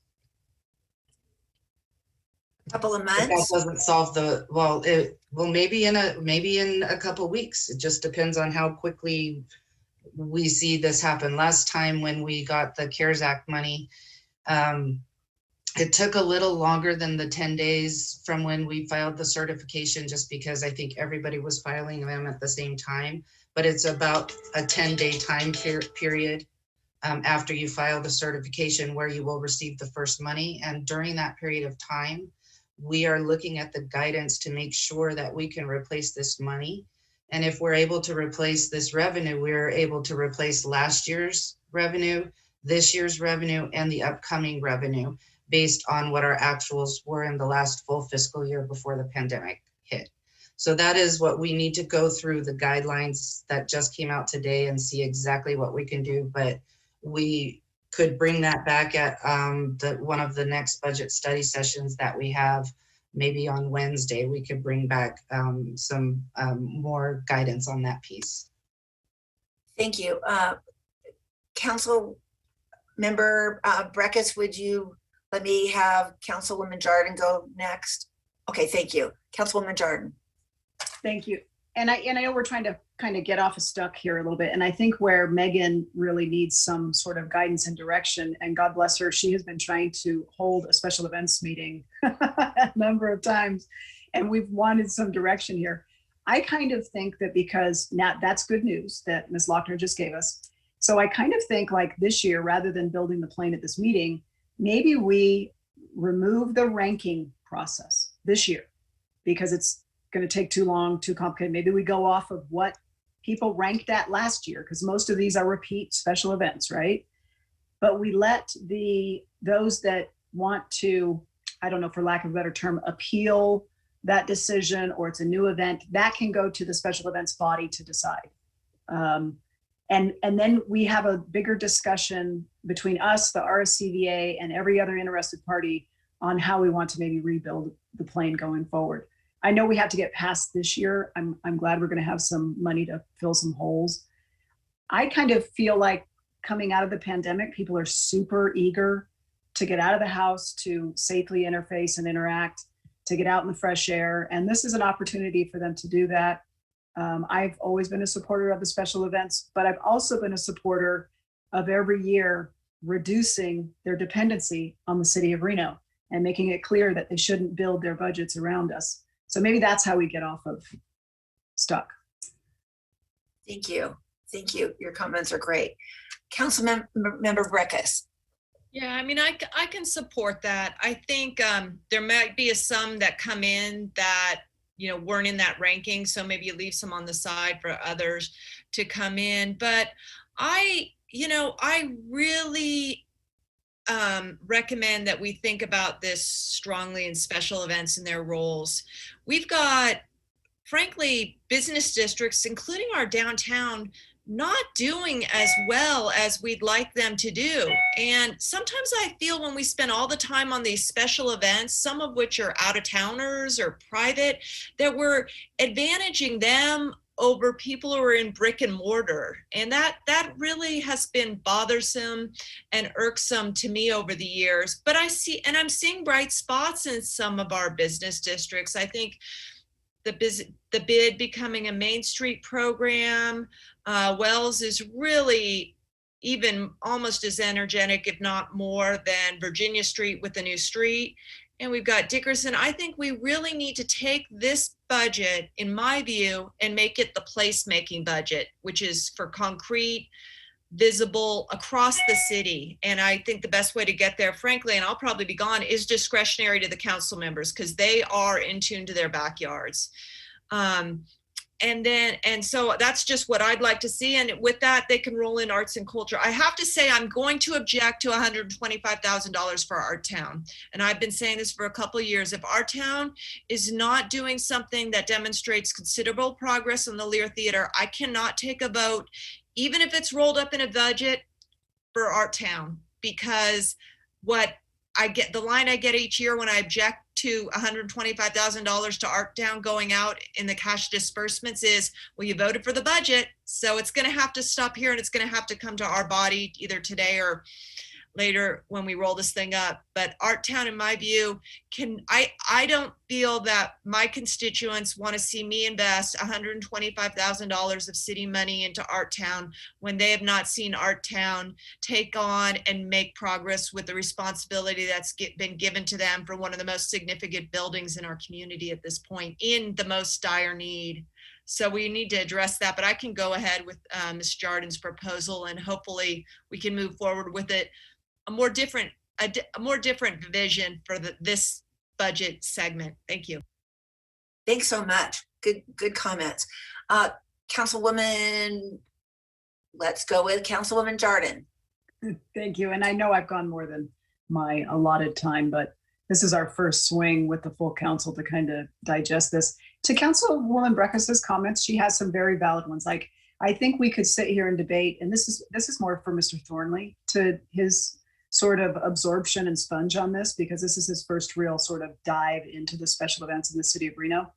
I think as long as we're getting off of the super sort of complicated ranking system, this gives our special events folks some breathing room, maybe a little bit more stretching room to kind of navigate some of these applications coming in. But I agree with Councilwoman Breckus that promotion of community-based events, whether they're on East 4th Street or they're in Midtown, I mean, these are areas that we should be celebrating some beautiful, economic, sort of improvements in these areas. And we want people to come there. I mean, downtown, I advocate for downtown because it's my ward, but there are additionally areas that I think we could activate with some unique special events that maybe those are the city sponsored special events. Maybe they don't come in from some promoter. Maybe they're ours to promote, to highlight these areas of our city that we love. And as far as Art Town, I will tell you this, I think Art Town has many, many wonderful attributes, but I will tell you from the bank of the rest of the special events, they get really irked that Art Town gets cash and everybody else gets in kind. And that one is a tough one for me. I think Art Town's great, but that's a tough one to defend to the rest of the non-cash getting folks. So that's my final 2 cents. Others, Councilman Delgado. Thank you, Madam Vice Mayor. And I really appreciate Councilwoman Breckus's and Councilwoman Jardin's perspectives on this. I did serve on the special events for a time, and we had these conversations pretty in depth. When I heard about the Santa Crawl conversation, I feel like that was just yesterday. And it's been since 2013. That's wow, time flies. But with that perspective, I definitely would appreciate the opportunities for us to really engage and have some wider discretionary opportunities for our communities to further support and incentivize some of the special events to consider. And for example, I know conversations I've always had with Art Town was I love to see art in the communities I represent. Quite often, more often than not, and I see you nodding, Councilwoman Weber's, seeing our town up in the north, right? Versus having their constituents have to come all the way downtown to celebrate at Wingfield Park, to see some of those opportunities at Pat Baker Park or Paradise Park to bring some live and opportunities there. And that's always been a struggle. But, as you'll see in what I often do with my discretionary funds, and those come out, I think I want to say possibly tomorrow or Wednesday, is all of the nonprofits I support, that all nonprofits that do work in my ward. And appreciate all the strong commitments that they do.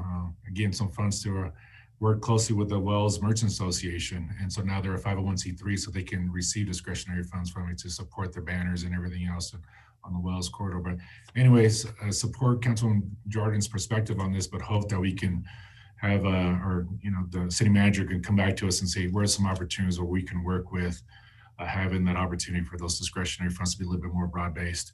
And again, this conversation isn't new. We're usually the only ones that have been supported for quite some time are not our events. And these conversations have always been that the RCVA should step up quite a bit more. City of Sparks, Washoe County, and so forth, but it's always Reno kind of holding the bag. And so it's not a new conversation to many of the events, especially event promoters out there in terms of how we can better support our community. So thank you. Thank you. Anyone else? Councilman Reese. Thank you, Madam Vice Mayor. For my part, I'm just going to say, Art Town is the premier art event in our community. So I don't have as many hard feelings as apparently, or maybe it's heartburn or whatever it might be about the event.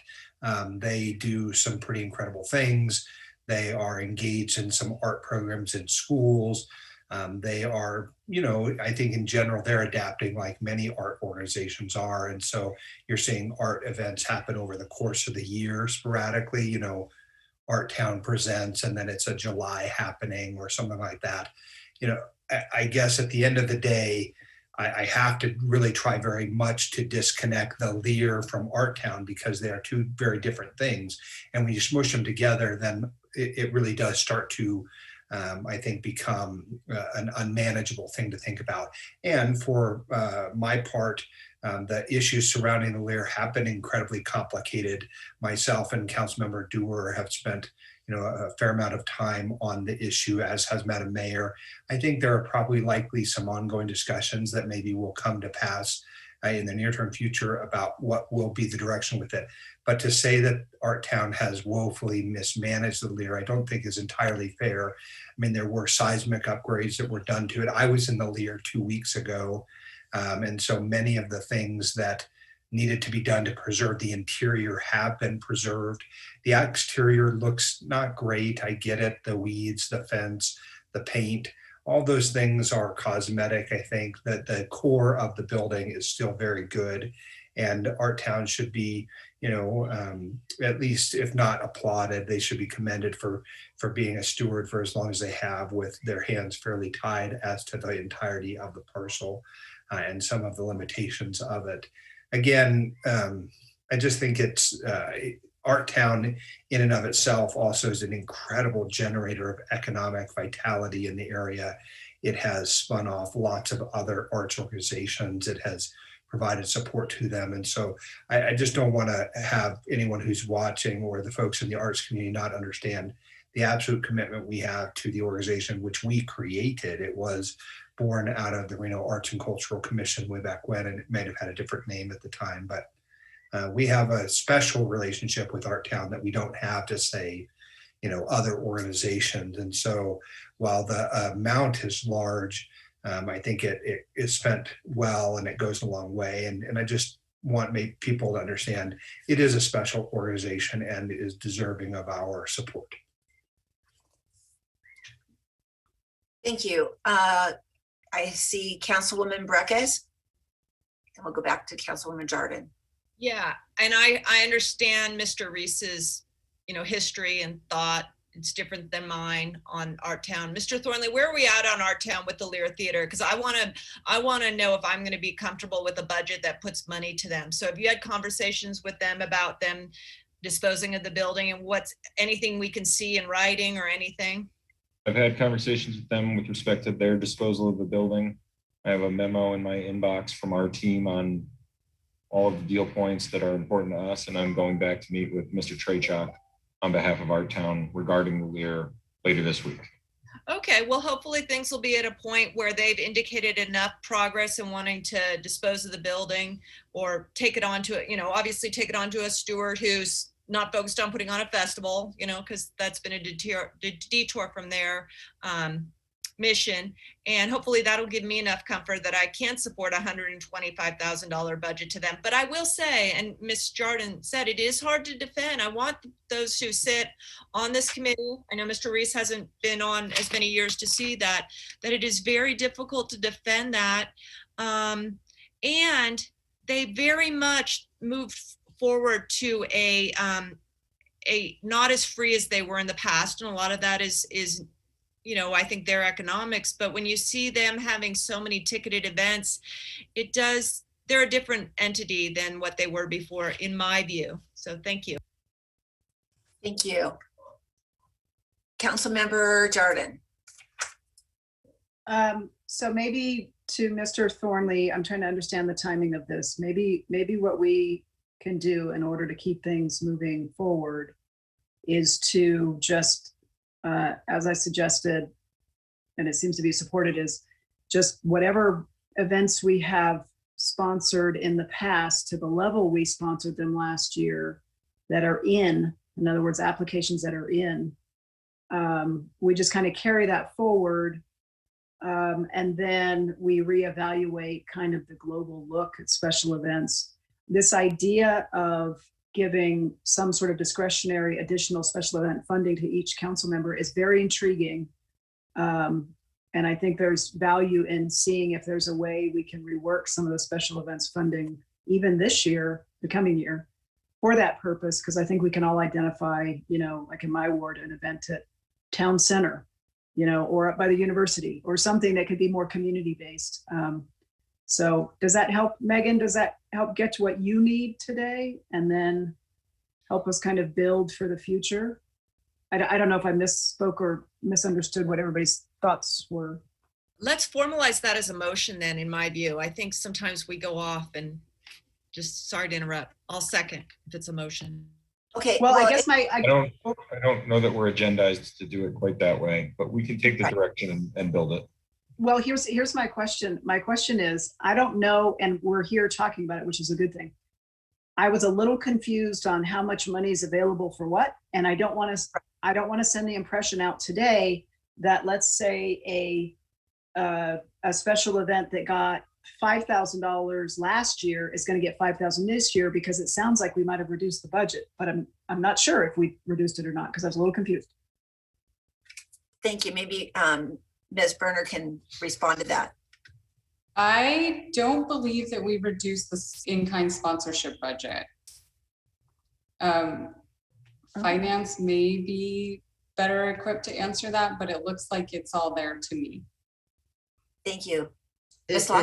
What got reduced was the amount of money that will go back to the departments for the support that they provide to special events, such as police and fire overtime, public works, when they get pulled off of one job to another and work overtime to support special events, that will not get reimbursed to the department unless we are able to replace our revenue, in which case then we will have a different conversation about it. It's a big ole, I think so.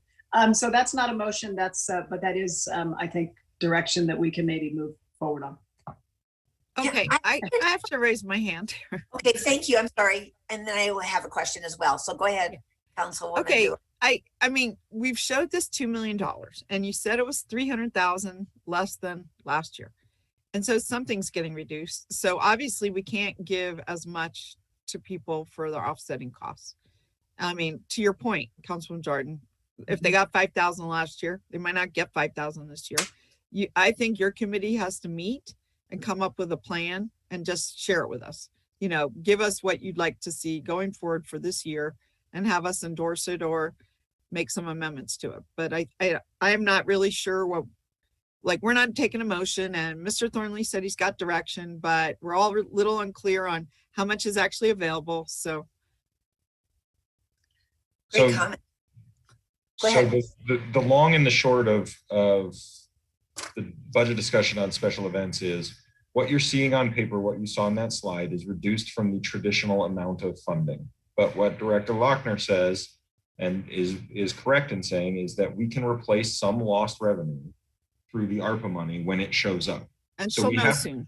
So we have to budget this way for purposes of presenting a budget to the state and the Department of Taxation, but we can backfill to the ordinarily budgeted amount to support special events for this fiscal year.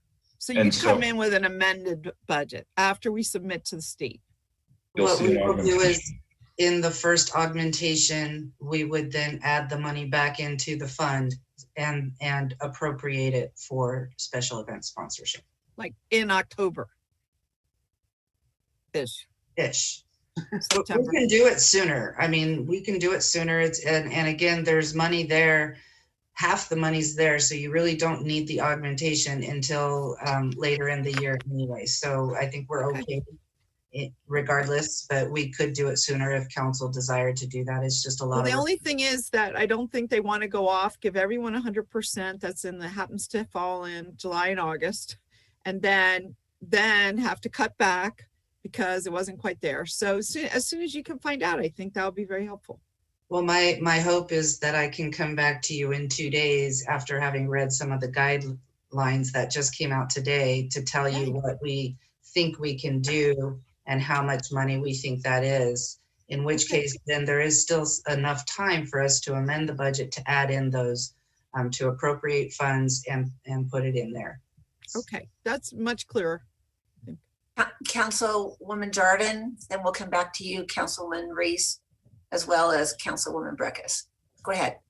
And I guess the only other, to Councilwoman Breckis's comments, I think as Mr. Thornley, Ms. Lochner, and Ms. Berner are looking at everything, if the ARPA funds allow for this per council member sort of augmentation for special events, ward-based, I think there's tremendous value in that, because I think we know best within our own wards where a nice community shot in the arm would really help us to recover out of the pandemic. And I think we could help small businesses and events and those sorts of things, very neighborhood based. And I think there's value in that.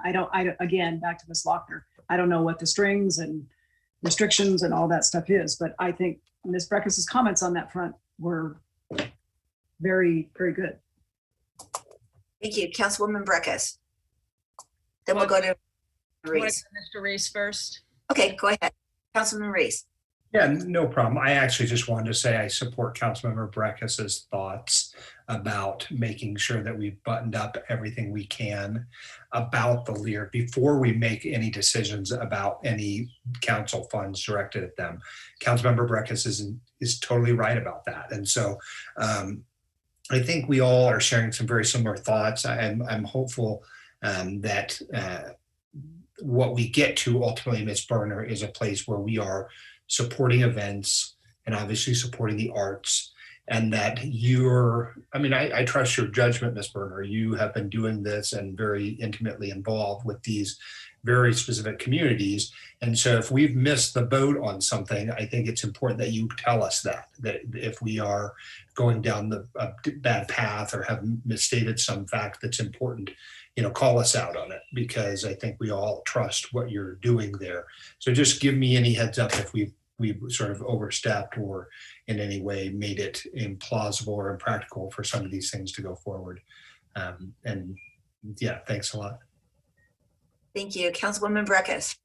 Yeah, I guess since I raised my hand, I've heard new things from Ms. Lochner. You really do think that we can take all or just part of the ARPA funds and roll them into the budget for adoption time?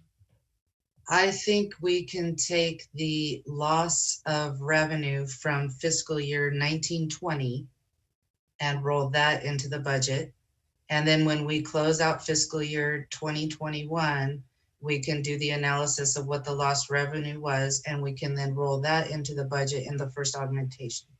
Is the $51 just lost revenue, or is there other activities in there that they're granting Oh, us? no, the $51 million does not just cover lost revenue, because we don't have that much lost revenue. Yeah, That's okay. just one component of what the ARPA funds can be used for. Okay, so we'll look at it in tranches, and the first tranche, which is the most material, is to backfill for building this budget, and then backfill what we lost on the budget going forward and the budget. Okay, I understand that. And then that gives us more flexibility that I think we need to be careful with on the special events, on the dependency issue, but it also is going to give us opportunities for creativity.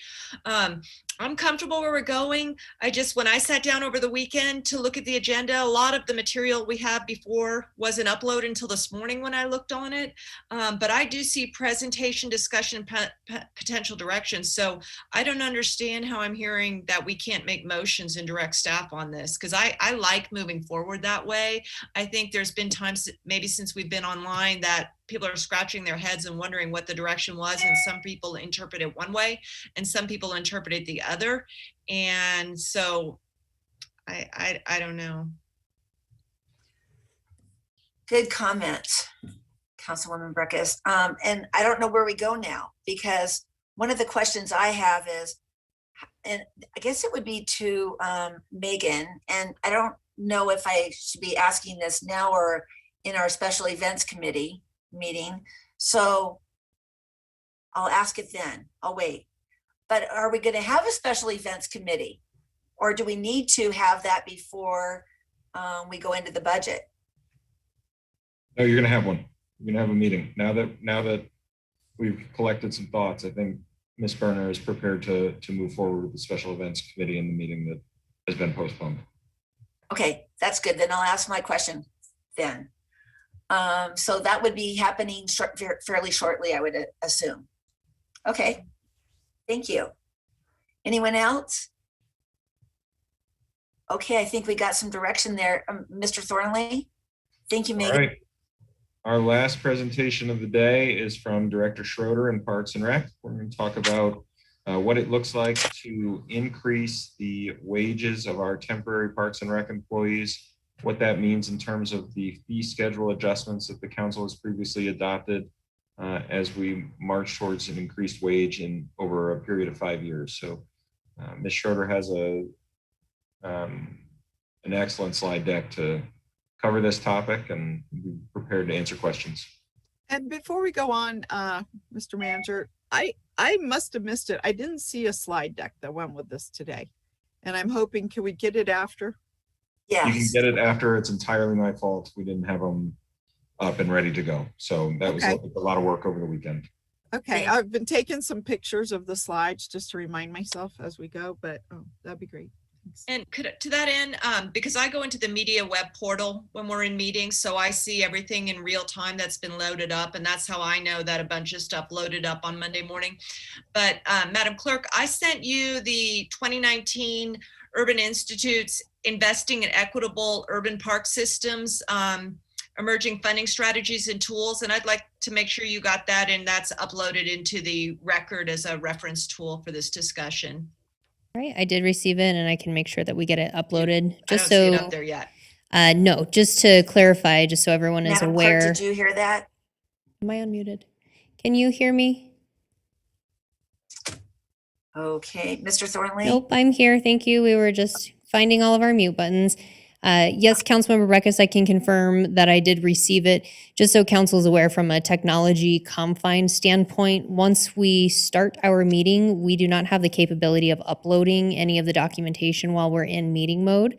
Everything that is presented to you will be updated within 24 hours of adjournment in accordance with open meeting law. So I will make sure that staff has that uploaded. City manager's office will take care of that once we adjourn. Okay, thank you. Madam Vice Mayor, if I may. Go ahead, Councilman For Reed. my part, I do think that the kinds of materials that Councilmember Breckus is offering are valuable. Just my ask would be that you circulate it to us individually. I'll give another example. I've had a couple of white papers on things that I've circulated without comment. I'm not saying to do anything with it. I'm just circulating them. If you want me to read something, just share it with me and I will make sure that I read it.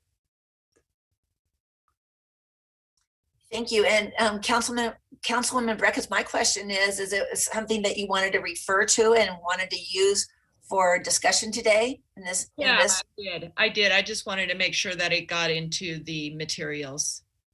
Okay. Thank you. Okay. So Mr. Thornley, there's Ms. Schroeder. Thank you. Hello, everyone.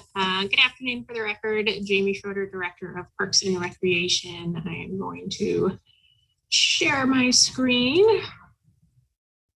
And hopefully the right one has popped up and it's legible.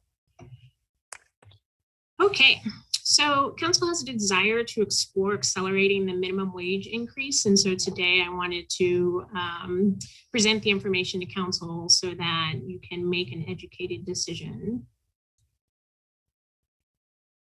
So first, to recap, AB 456 was passed in the 2019 Nevada legislative session. And because of that, effective last year, minimum wage must increase a minimum of 75 cents per year until $12 per hour is reached.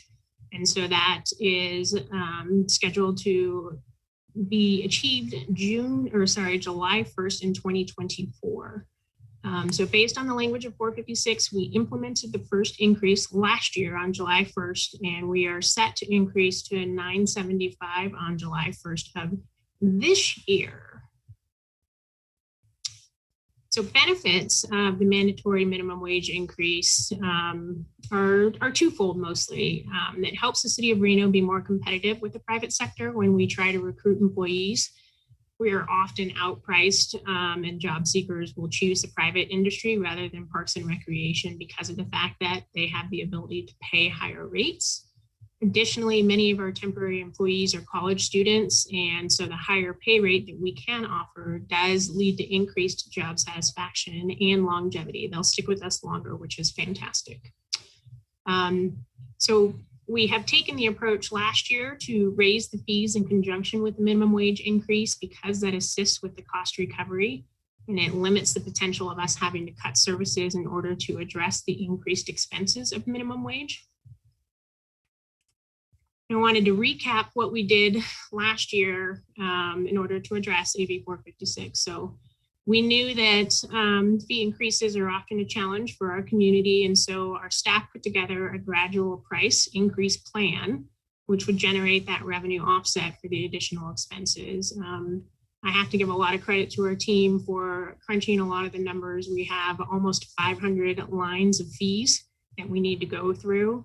And then knowing that a portion of our customers would be, the fee increase would be a little challenging for them because they do have such a limited budget. Our staff developed a program to take care of those more vulnerable citizens that use our program, so that even though we raised our fees, they would still be able to participate in our parks and recreation programs. And we did so by creating that health and wellness division, and that allowed us to create a pass for any of our scholarship recipients. And so it automatically, if you're qualified for a scholarship program, you would be offered this pass, which would give you access to our basic recreation services for free.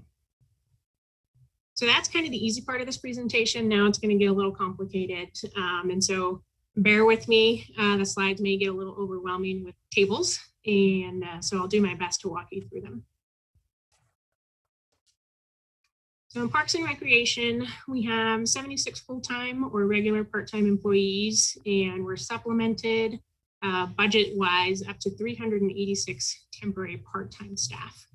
That temporary part-time staff fall into the first 5 of those 7 pay scale categories that you see on this slide.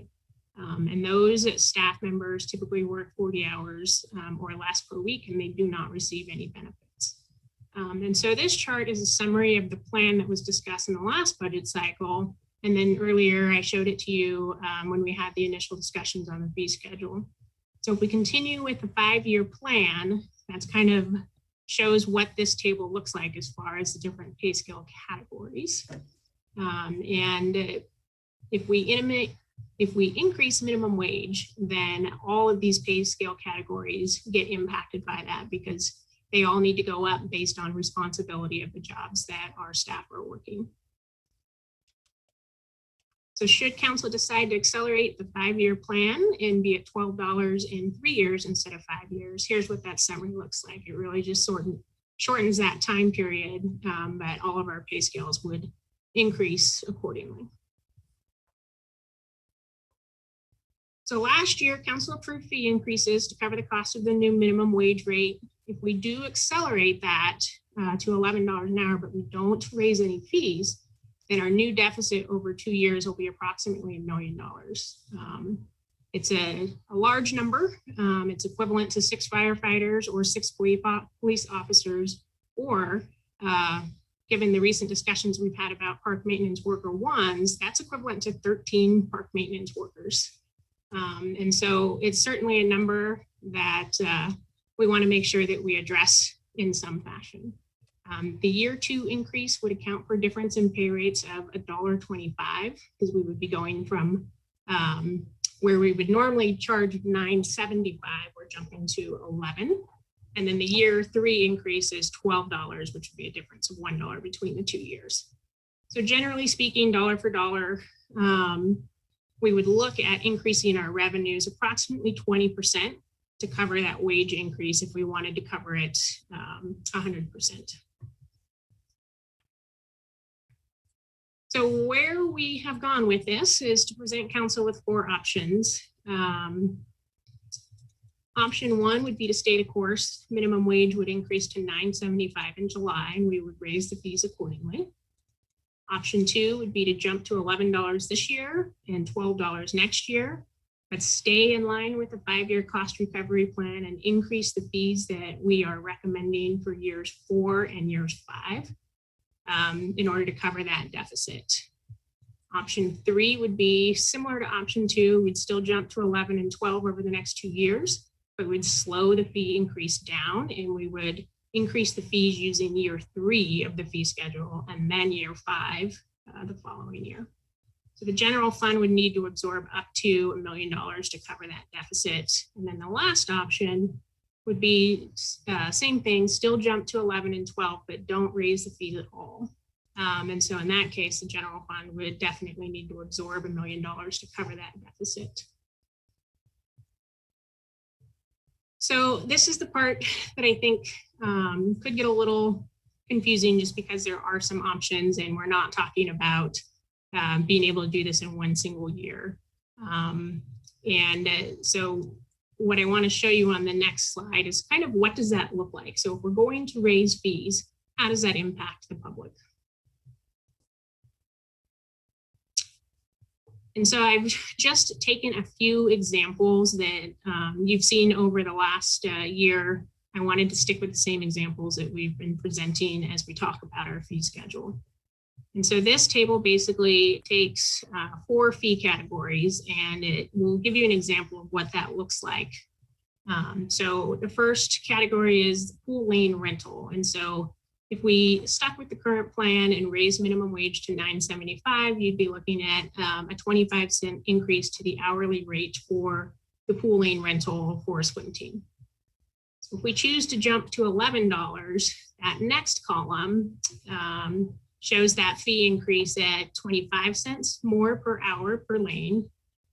If we stuck with going to year 3, or if council chose to use year 4 of the fee increases, then it would be a $9.75 hourly rate. So you'd see a difference of either 25 cents or 50 cents. And then at year 5 for that $12, it's going to hold steady, because at that point, we know that we've raised the fees enough to cover the cost of that deficit. So the next category is our daily drop-in rates for pools and rec centers. You heard me mention earlier that we have about 500 lines of fees. It's been a goal of ours to try to simplify the fee schedule. Often it's very confusing as to why if you walk into one building, it's this price, and if you go into another building, it's another price. So our team has taken a look at how we could simplify the fee schedule, and the goal was to really just charge the same drop-in fee, whether you're going to a pool or a rec center, knowing that some of those costs are offset by different rentals and different fees. And so our goal is to get to the same fees by fiscal year 22-23 with this new accelerated plan. So in pools, because pools have always been slightly more expensive than rec centers, our current plan would be $3, $4, and $6 for the drop-in rate. But then depending on which year we would choose to do the fee increase, you can see that seniors is basically topped out, so we wouldn't be really raising the fees there. Youth slowly will go up to $5 eventually. So it'd be a 50-cent increase regardless of if we pick year 3 or 4. And then same thing for adults, it'll be 50 cents regardless of which year we choose for 3 or 4. And then in the last year, another 50-cent increase. In rec centers, situation is a little different. We have had to increase the senior rates a little bit more in order to keep up with where we have been charging pools. And again, this is where that health and wellness pass really comes in to offset that challenge for any of our customers. So it would be $2, or we would raise it 50 cents or $1, depending on which year of the projected fee schedule that council would like to look at. And then it holds steady for that last year. For youth, it would be a 50 cent or $1 increase, holding steady. And then for adults, 50 cents, and then another 50 cents. In the case of Sierra Kids, which is definitely our highest and most used program in Parks and Recreation, the example that we've always used is the afternoon week registration fee, because of the fact that that's a majority of where our kids are signed up. And so that program has always been $1.50 per week increase per year. And so with the year 2 of the fee schedule, it would have gone up $1.50 to $48. If we choose year 3 or year 4, you'll see that the $1.50 just continues across the line. So a good example to kind of put that into concept of how that would impact a family. So if we raise Sierra Kids $1.50 per week for a year, and if we assume there's roughly 35 weeks in the school year, that increase to that family would be approximately $53 for the year. Same situation as Sierra Kids, we have a scholarship program that is available. Families can apply to Children's Cabinet to get assistance with the programming fees, but they can also apply to the City of Reno for fee assistance as well.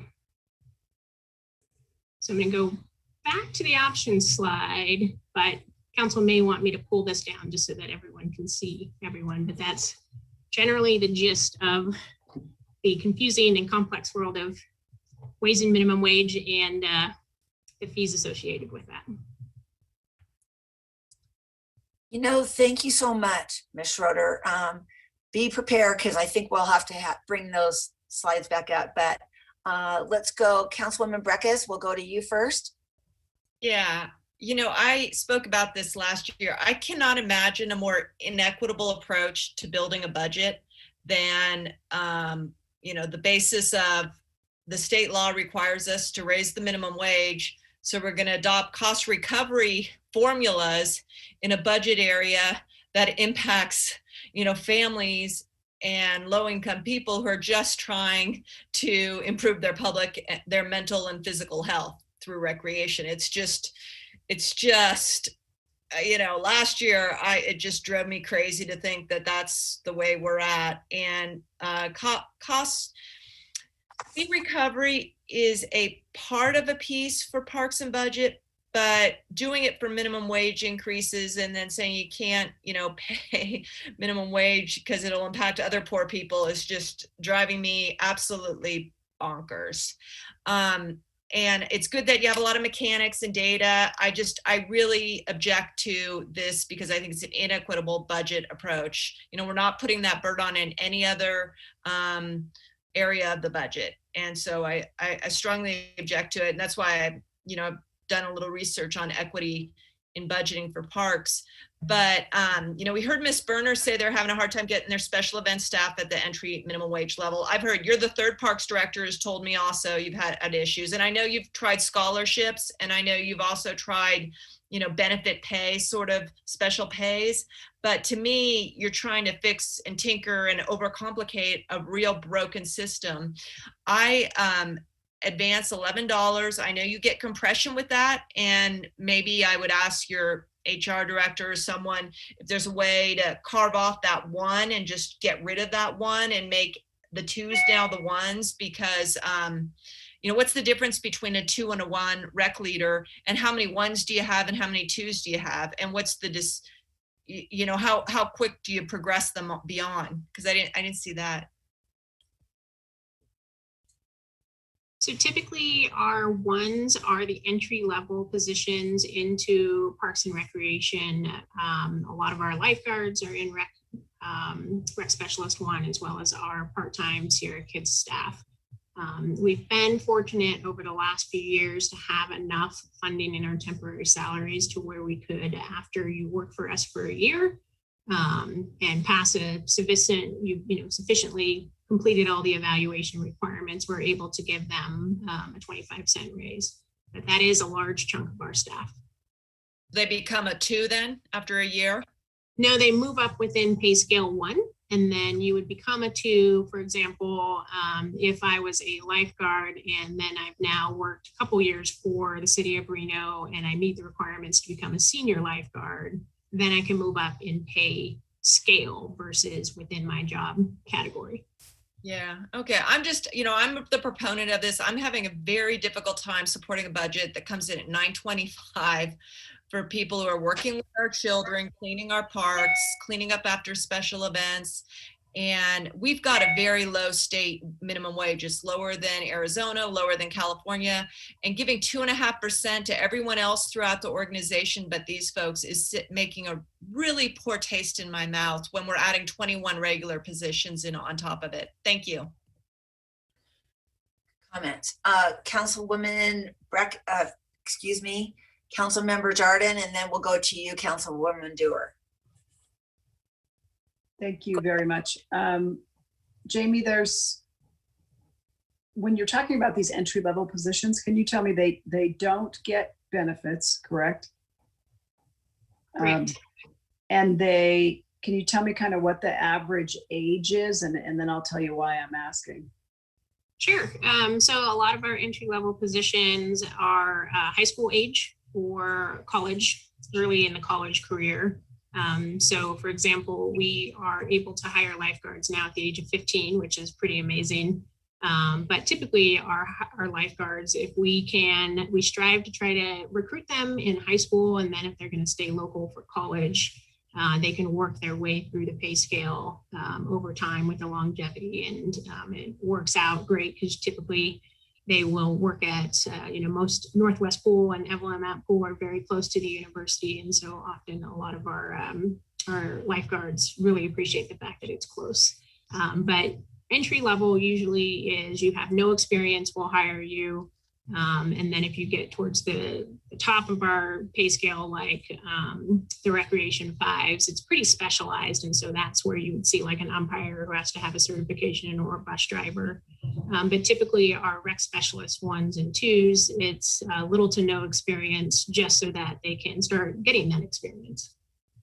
So I will tell you, and I know things will change with the economic ebb and flow sort of things, but that demographic, I can tell you from personal experience with my own, is that they, for those entry-level jobs, they can get an entry-level job somewhere that pays tips and makes significantly more. And those conversations are very real, and they're making those decisions. And I, like Councilwoman Breckus, am concerned that, we're having some, I understand your hiring seems to be going okay, but to sustain it, I'm just not sure that that amount is going to sustain it either. And I just wonder if there's a creative way to maybe increase some fees for a rental of some of our park facilities, but not for the seniors and not for the daycare, to keep some of the equity. You're raising it on things that aren't for someone who needs childcare or a senior who are on fixed income. So maybe there's a way to thread that needle. I don't know. I just do know that $975, that's tough. It's tough to get a lot of interest. So I'm open to, ideas. Thank you. Councilwoman Dorr. Yeah, I want to support the thread of this conversation. I wonder if there are ways that we can use this ARPA money. Debbie had said that it can be going back and for current and for future, but if we kind of front load it to future, I just wonder if we could help offset these increases with those sorts of funds. I mean, we're getting 51 million. It's for recreation, it's pandemic recovery, it's et cetera, et cetera. I have a feeling we'll find out what the rules of the game are, but this may help us get there quicker without having to do this fee thing. So that's just some thoughts, some real quick thoughts. Because I think it should be higher. Look, when I was in college a very long time ago, I was making, let's say between $2 and $5 an hour. This is now $9 an hour. That is, in 40 years, that is not very big increase. And I just think we need to address it. Thank you. Ms. Lochner, did you want to comment? No, not right now. Okay, anyone else? No, I'll just, I'll hope that you've heard this and go back forward. And I have to tell you, I talked to Pat Cashell, our contractor for VOA. He's paying over $13, like $13.60 an hour. And I'm seeing signs everywhere of places not even able to hire an opening. So, and I want the best. I really, when they're working with the kids or the elderly folks, it's not an easy population. And I really want us to be attractive too. So if you could just take this comments and rework it a little bit. I get the compression. I think there's a way to get there without having that become an issue. Thank you. And I'll just add, I happen to visit some garden centers this weekend. Why not? And they were commenting having to pay like $20 an hour just to water plants, right? And being very frustrated on not being able to get certain personnel. So we're talking about watering plants, not lifeguarding, So exactly. Good comment. I just want to say that one of the things that we have to look at as well is that in many of our positions across the city and across the county and across the nation is that we can't find employees that will work because of, as we know, the employment rates. and unemployment rates, I'm sorry.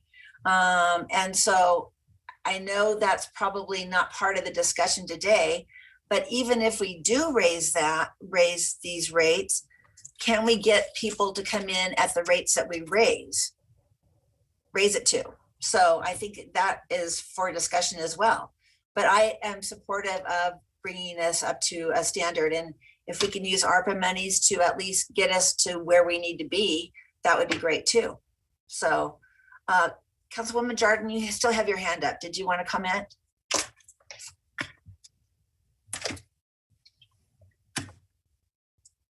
That was a no. Okay. Anyone else? Mr. Thornley, do we have everything you need, or do we need to do something else? Well, I want to sort of recount what I'm hearing and get the up or down on whether or not we have what we need. So what I'm hearing is broad consensus that we need to bring people in at a higher rate, and that in a follow-up session prior to the adoption of the budget, we need to discuss what those options might be to either mitigate or avoid raising fees. I think that is correct. Councilwoman Breckus? Yeah, and you know, this book that I had offloaded, it absolutely gets to the point that Ms. Jordan said is maybe you do raise the fees on the wedding reception in the Rose Garden gazebo, but you don't raise them on the working family that has the after school care at the elementary school. That's really a way to conceptualize if you're going to go on a fee cost recovery. That's understood. If I may, Mr. City Manager, I think the challenge is that the rentals that we do, we have increased those fees too. We basically raise them across the board in all the different areas that we charge fees in, just because we wouldn't be competitive anymore if we raised all the fees for our facility rentals, because we don't get enough facility rentals to get us through a full fiscal year. But we'll certainly do another analysis on it so that the story is told better, if you will. Great.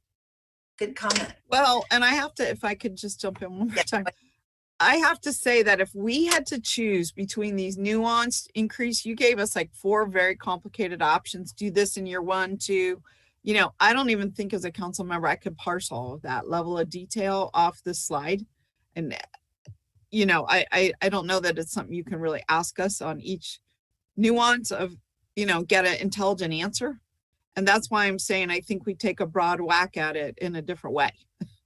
And not with all of this incremental, small increases across the board. So I think we figure out our rates to pay the people. Let's get them equitable, or at least closer to equitable, quicker, closer to 15 quicker, right? And we'll go from there. So Mr. Thornley, how do you plan to bring that back to us for that decision? What I plan to do is sit with Director Lochner and Director Schroeder.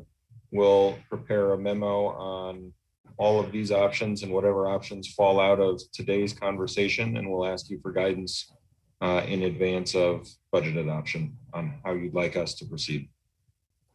That's great. Anyone else have any other questions? Okay. All right, Madam Vice Mayor. Councilman Reed, you have a question? I'm sorry. No? Okay, thank you. Go ahead, Madam Clerk. All right, I believe we are done with your budget presentations for today, and we will be transitioning to general closing public comment. Public comment in this section is reserved for items not specific to our agenda that were received after 4 p.m. the business day preceding, or items that are on this agenda but again received after 4 p.m. It should be noted for the record that we received public comment from David Corbett regarding quality of life in Reno. This has been submitted to council and is part of the record. Additionally, we do have one voicemail from Teddy Craig that we will listen to now. Thank you. My name is Teddy Craig. I'm commenting on 70 Linden in Reno. I would like to have it on the board of council to put transitional housing It used to be a school, then it was a mental health. It fits all the requirements of transitional housing, and it just has to go through the council. Could you please put this on your agenda for a council conversation to have it available for transitional housing? Contact me at TeddyCraig216@gmail or 775-276-4302 to let me know if this made the council or if it did not. And I truly thank you, and I wish all of y'all a safe time during this pandemic. And thank you very much for your time and concern. That is 70 million to be used for transitional housing. Thank you. Madam Mayor and Council, with that, we have no further general public comment, and we would be looking for a motion to adjourn. So moved. There's a motion and a second. All those in favor say aye. Aye. Oppose? The motion carries unanimously. Thank you. All right, we will reconvene tomorrow. Thank you. Thank you so much, Madam Clerk.